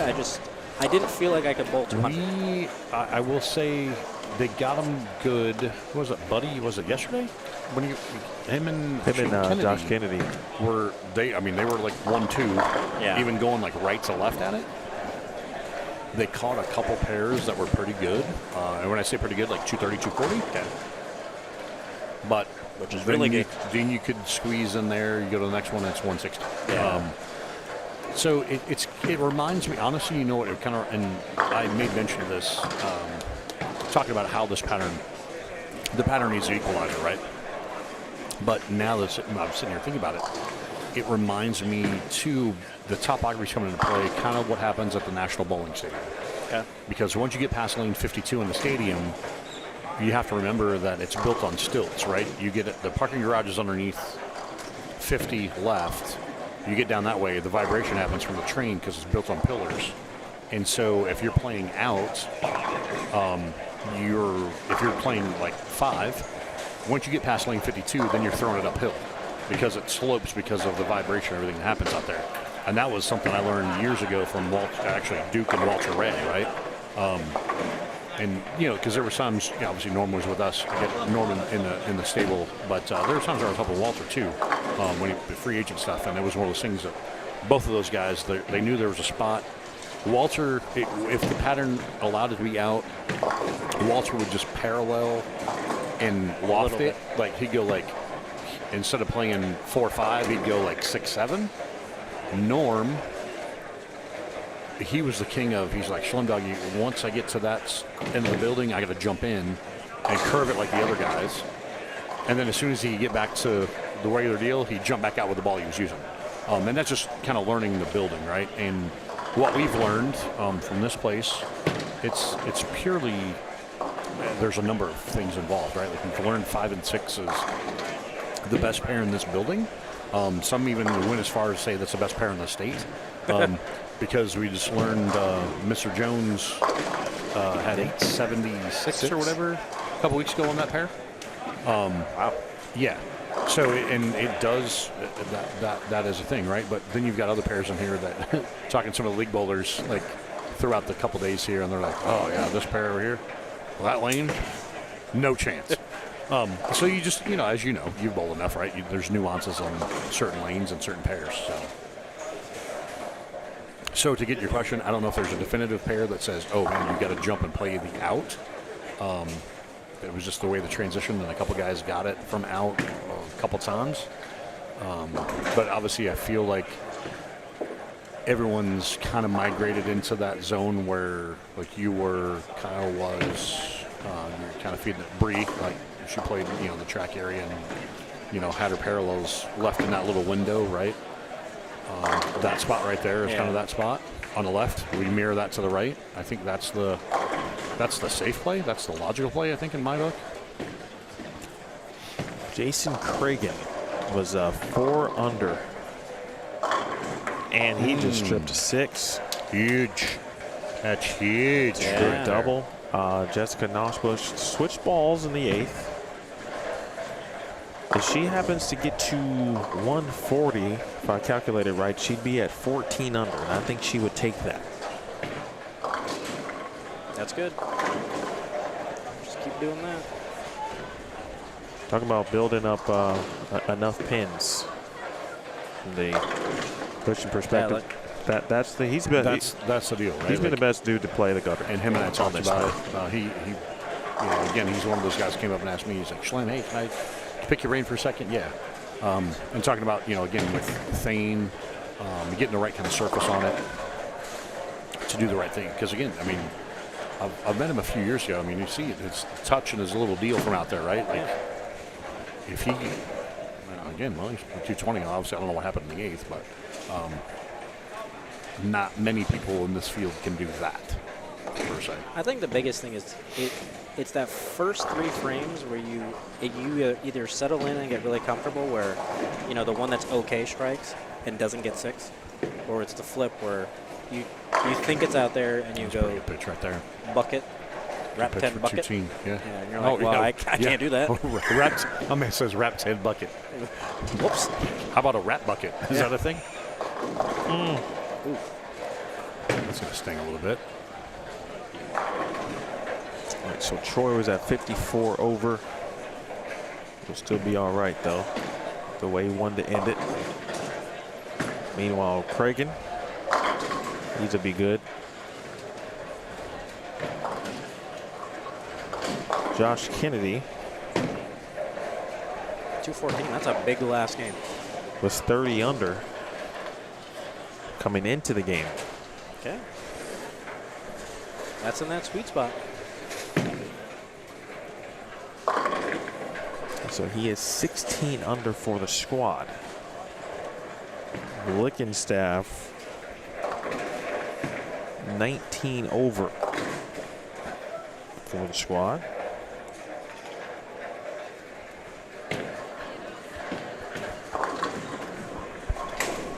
Oh no. Oh no. Oh no. Oh no.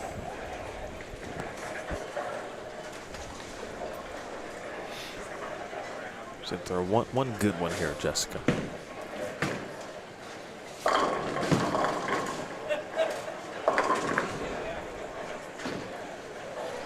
I tell you, I feel for her. That's a PBA washout right there. And 3, 6, 9, 10. For me, you know that for a fact. If you joined us late, it's because that's so sad. I gave him the 210 being picked more on tour than 3, 6, 9, 10. She almost went all the way down the lane. Right, caught her balance. Great spin. Hey-o. Needed that. That was huge. Caught the balance. She gathered herself. And but obviously I think certainly had a little bit of an effect. And honestly, sure, that might affect a lot of us. Yeah. Oh, absolutely. Oh, I've bet it hard once. I'll never forget, 100 years ago. I was working in a shop, bowling league, and I was, of course, behind. You go out there, throw a shot, just dead plant face first into the gutter. And I'm like, what happened? I didn't even know what happened. Like, the next thing you know, I'm picking myself up. I'm like, did I just do that? I think my worst one was I had a heel snap off the bottom of the shoe. Oh, pop off. And it looked like I was breakdancing. Oh, yeah. As I slid down there. Well, you think about one of the craziest one was Blanchard on that show we had. Not for that one scared us all. because he still had the ball in his hand because he didn't want to foul. But then it's not making sure he doesn't break anything because he knows he's going down. Yeah, that was actually one of the most terrifying things. I had that happen at the demo ball. The thumb snapped, and you're flicking it off your hand, and your thumb comes halfway out, but nothing can fall off. Yeah, because you're at this point you're locked. Yeah, it's like trying to swing a windmill. Tim Eichhorn. There you go. What a finish. Pretty good pitch right there. And he was plus going in? No, he was 63. No, I'm sorry, 66 on. Okay.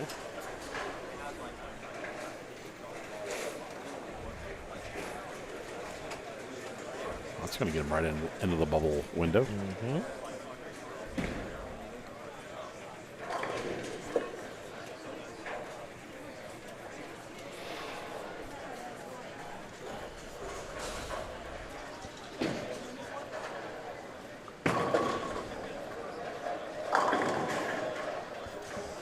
A lot of 9 right there.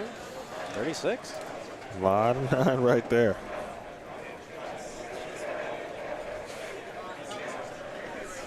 Well, he'll take that. That's 30 under. That's in the clubhouse. That's good.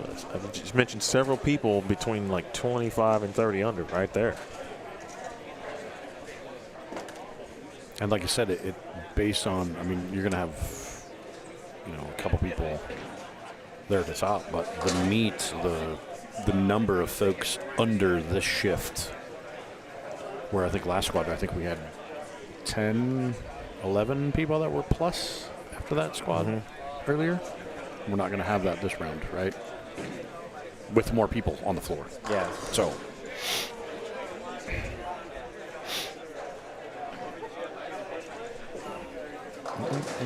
So what did the number get to? How many are we taking now?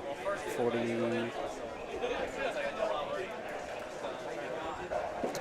It's got down to 46. That's where the line is currently.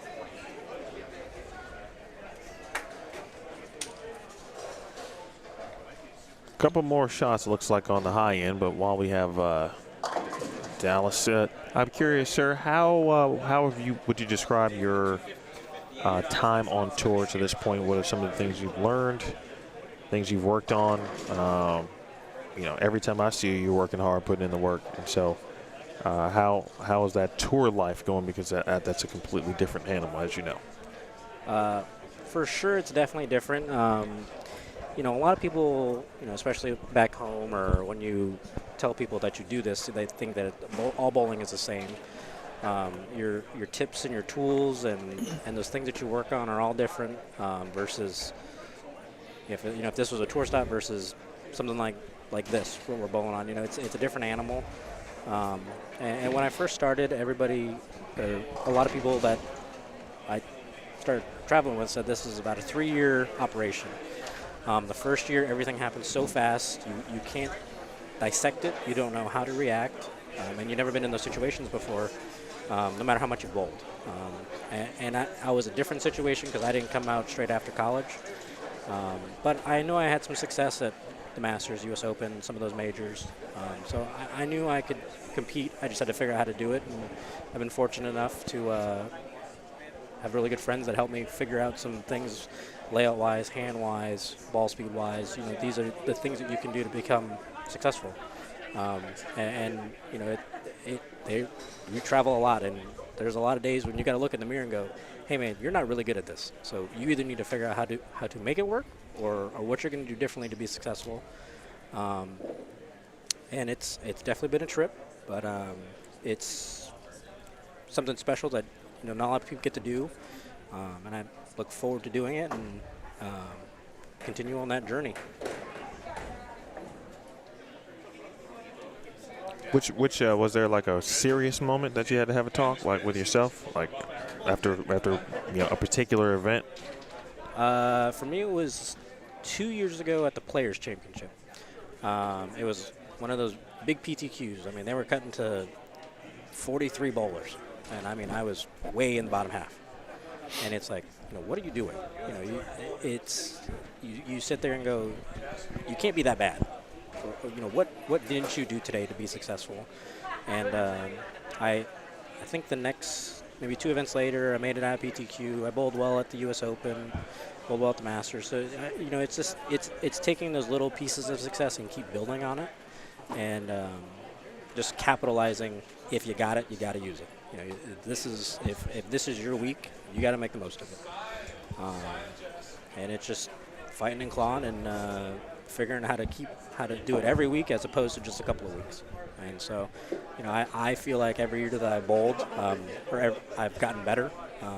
And I feel like last year was the first year where I actually felt like I was competing, not just participating. I made it out of half the PTQs. I bowled all the majors, and some of them I bowled all pretty well at. So it's just learning things like that. I'm celebrating at 30 over. I just heard Tim Highcorn said he's celebrating after getting the 30 over, which I like his attitude about that. He should do that.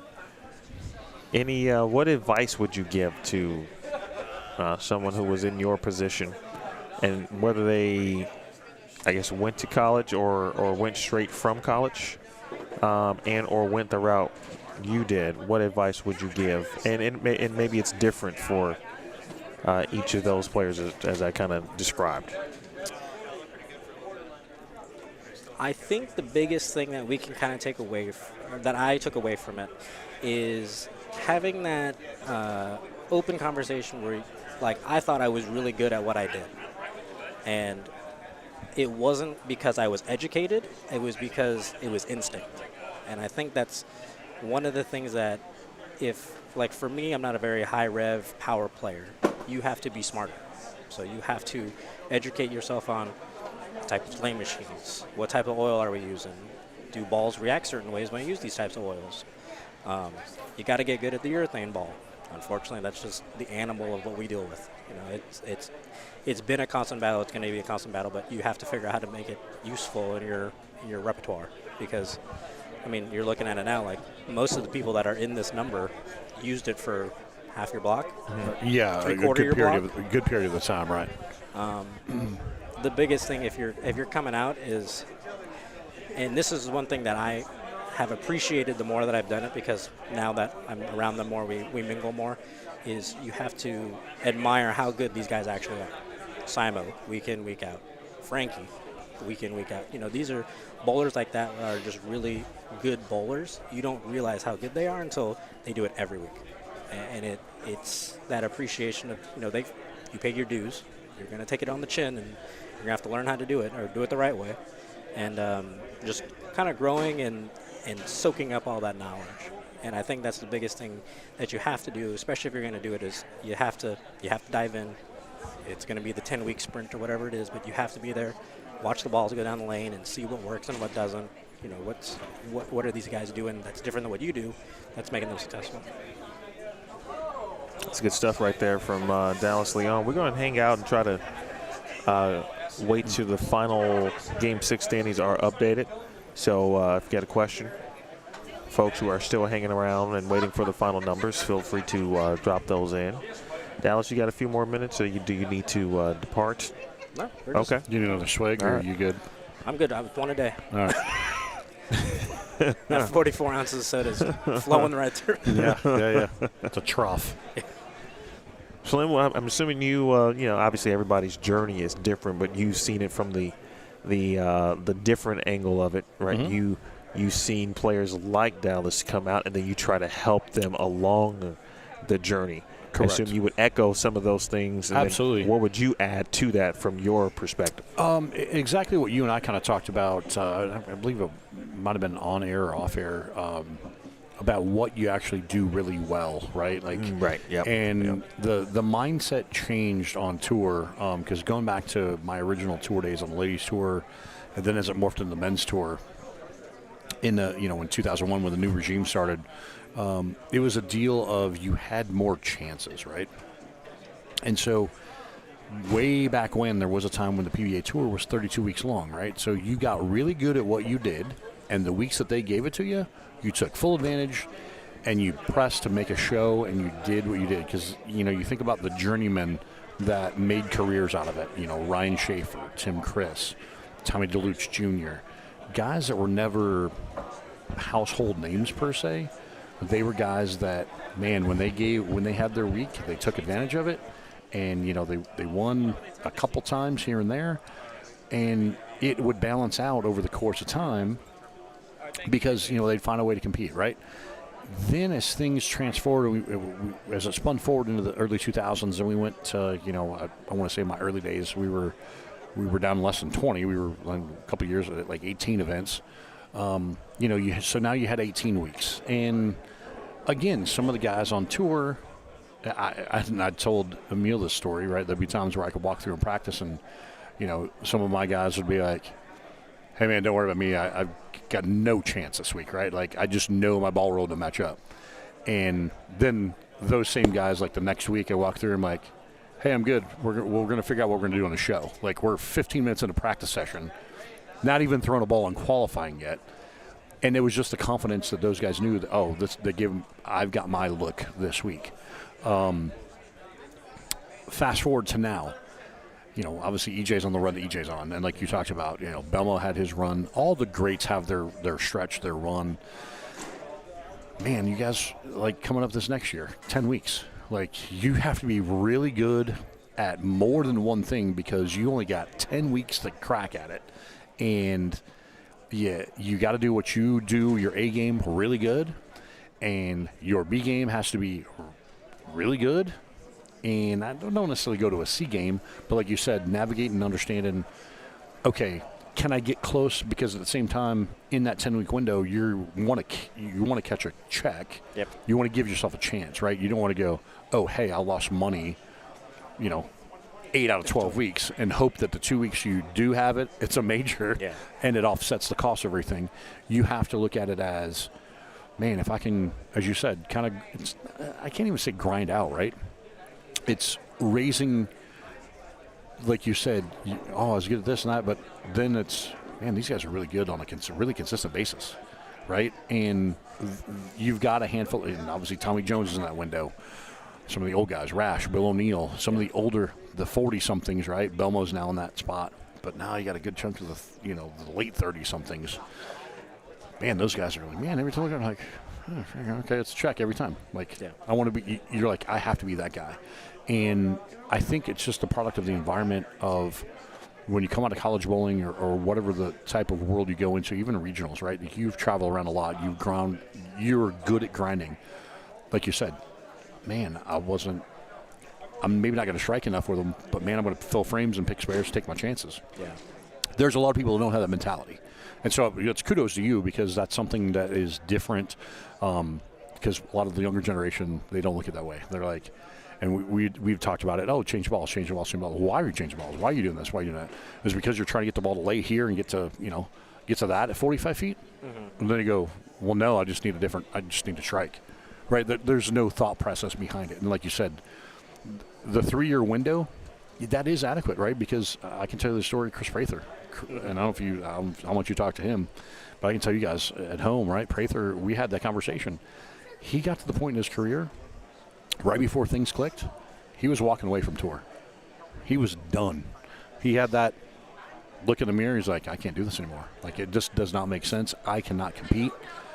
And you're thinking, man, the same guy that's like Team USA, and he got to the point because he's out there grinding. He's like, I can't do this, I can't do that. Then a couple things kind of went his way, and all of a sudden it's like, click, the key unlocked the next level. Things started clicking, and it's like, oh, hey, yeah, I'm going to do this. I now I get it, right? And yeah, so that exactly what Dallas is going through. That's a lot of other guys do the same thing, right? You just don't walk out there and you're just not great. Correct. There's going to be guys that kind of take it by storm, absolutely, and it clicks quickly. Absolutely. But there's always going to be that sophomore slump where you go, all right, I was really good my first year. Dio first year he won, and it's not a crazy thing to think about because Dio is really freaking good. He's good at what he does, yes. But he had his trick. It was really good, and he fully executed. Yep. That's one of those things where you got hats off. It was your week. You matched up, and you made the shots that you needed to win. And now you can't beat him at a regional. I mean, Correct. The funny thing is, we joke like, "Oh, Dio's bowling. Well, let's second pay him," but it's a realization. I mean, he strikes so much, and his pocket is so big, and I think that's one of the biggest things for that upper echelon guy, and even for something like this, maybe at the end of the block you bowl 240, but your eyes saw the pocket a little bit bigger than it did earlier in the block. So now tomorrow when you put your shoes back on, well, I don't have to hit him flush into 1-3. I had the slapper going, had the crumbler going. It's little things like that where you just it clicks for whatever reason. Yep. The slapper. Yeah, that's fantastic. It's like the clapper, but different. Yeah, I slapped the 4 into the 5 a lot today, and it was fine.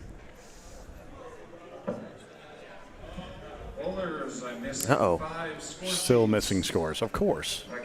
Because why would bowlers turn their score sheets on time? That's so hard for some people.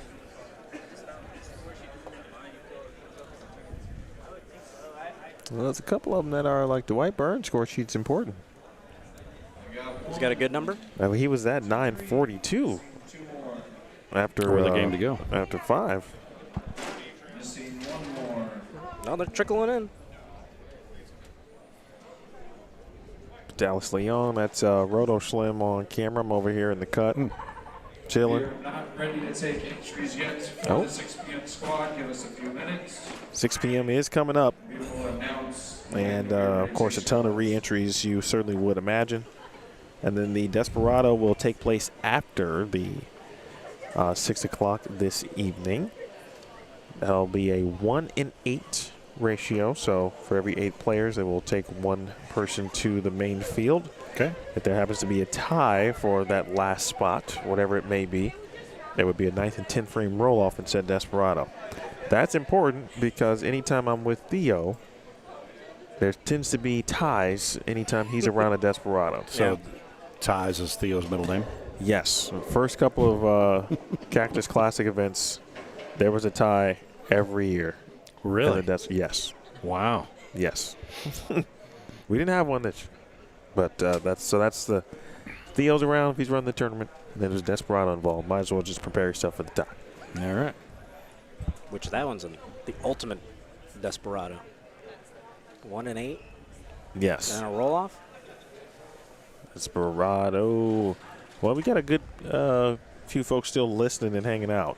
Again, I'm going to refresh one more time in probably about a minute or so. Hopefully we'll have all of our scores necessary. So if you got any final questions for our PBA member, Dallas Leong, most recent New Mexico Open champion in 2025, and or Roto Schlemer. Yeah, the other guy. Roto Schlemer, get those in before we can. We'll be back at it, of course, at 6. So if you forget, don't have it yet, want to wait, all of the above, well, guess what? We'll be here still. Don't worry. True story. We'll be here all night. We're here for you. We are here for you. I was going to say all night is pretty accurate. And thanks to Desiree, their very kind words, but happy to be able to showcase your son in some form or fashion. Theo has given the thumbs up. Okay. So we got. All right, so I'm going to do a little bit of work. I'll take these fellas off camera briefly so I can get that work done real quick. People don't look at me and Russell. That's fine. Like they've had enough of Sasquatch and Russell. That's the one thing for sure I'm going to take away today is Russell. That's a good movie. I've never seen it. We've never seen it. And I don't have kids. No. He's got kids. He's like, I'll have to check that out. We'll check out Russell. Russell! What's the premise of this movie? Anybody know?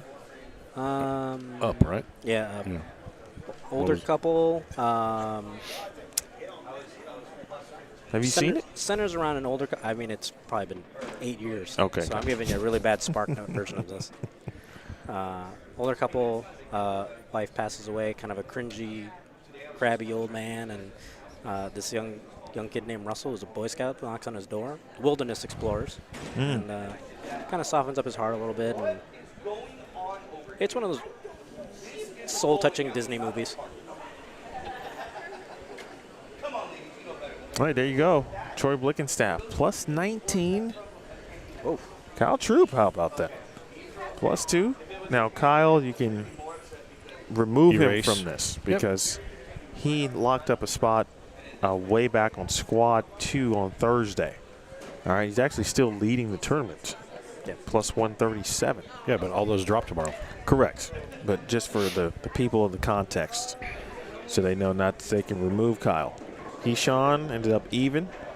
Feel real good about that. Jessica Noshbush, although it was very difficult, of course, in game 6, -1, I'll take it every day.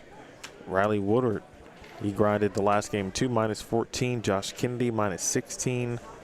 Fitz got to -23. A couple of -25s, Craig and Cryer respectively. Paul Younce, -27. There's a few players who've already bowled as far as re-entries go in this list. But I think all of those players, this is their highest numbers. I think for Paul, I feel like Brandon bowled already. We talked about Tim being at -30. Dylan Taylor, 38. 38. We feel good about 38. I would. That's I feel like that's fine. How about Sean Yeah, because White? you'd have to put the full number to see where it's currently at, right? Like, because you have. Yeah, I'll do that actually before we depart. You have 2 people plus off this. Like Kyle don't count, so it's Correct. 1 plus and 1 even, and then everything's negative below that. Mr. Triskowski.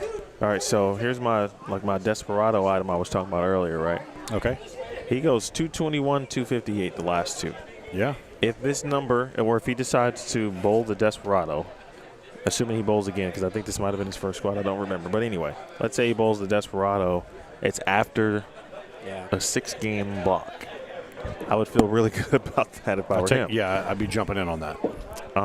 With that said, though, let's go ahead and real quickly add in the up-to-date version through all of the squads through 6. And we just got done with the 1 o'clock. Is that correct? So we're going all the way down to 45th. It's still 47. Is that right? Am I looking at that right? Yeah. That makes sense because you said there's only 2 people plus. Yeah. that's what a wild situation. That's still -47, folks. Yeah, projected. so it's -47, so it actually went up a little bit. Because remember, we were like 53, then we dropped to like 57. Oh, right, yes. So, but again, we're still in that window. It's within a 10-pin swing. So it's nothing crazy. Yeah. Well, all right. All right now. All you have to do is punch your ticket to the dance. Well, there you go. So 1 more full squad remaining, and it comes up at 6 p.m. local. So an hour and 15 minutes from now, 8 Central, 9 Eastern time. We will be right here, and we'll bring that to you here on Bowl Stream TV. Big thank you to all of our wonderful sponsors. Of course, you will hear from them in just 1 second. I want to thank Dallas Leong for sharing some time here in game number 6. Thank you, sir, for being not only kind with your time, but insightful and very honest. We appreciate you. No problem, Neil. I really look forward to whenever you're doing live streams and hanging out with you guys. It's always a good time. I appreciate you, man. Truly. And I appreciate your journey. And I appreciate Roto Schlemer. Respect the grind. We like it. Thank you, sir, as always. Shout out to Carl Ong, his wife Kathy, and his entire family for this tournament. JJ, GM here at Bowlero Kyrene, and, of course, Theo Duthay, tournament director here at the Agent Ong Open, the Trilogy. With that said, we'll see you in an hour and 15 minutes. For all involved, we say so long for now. This has been a presentation of squad number 6. Squad 7 is coming up next. We'll have it for you right here on Bowl Stream TV.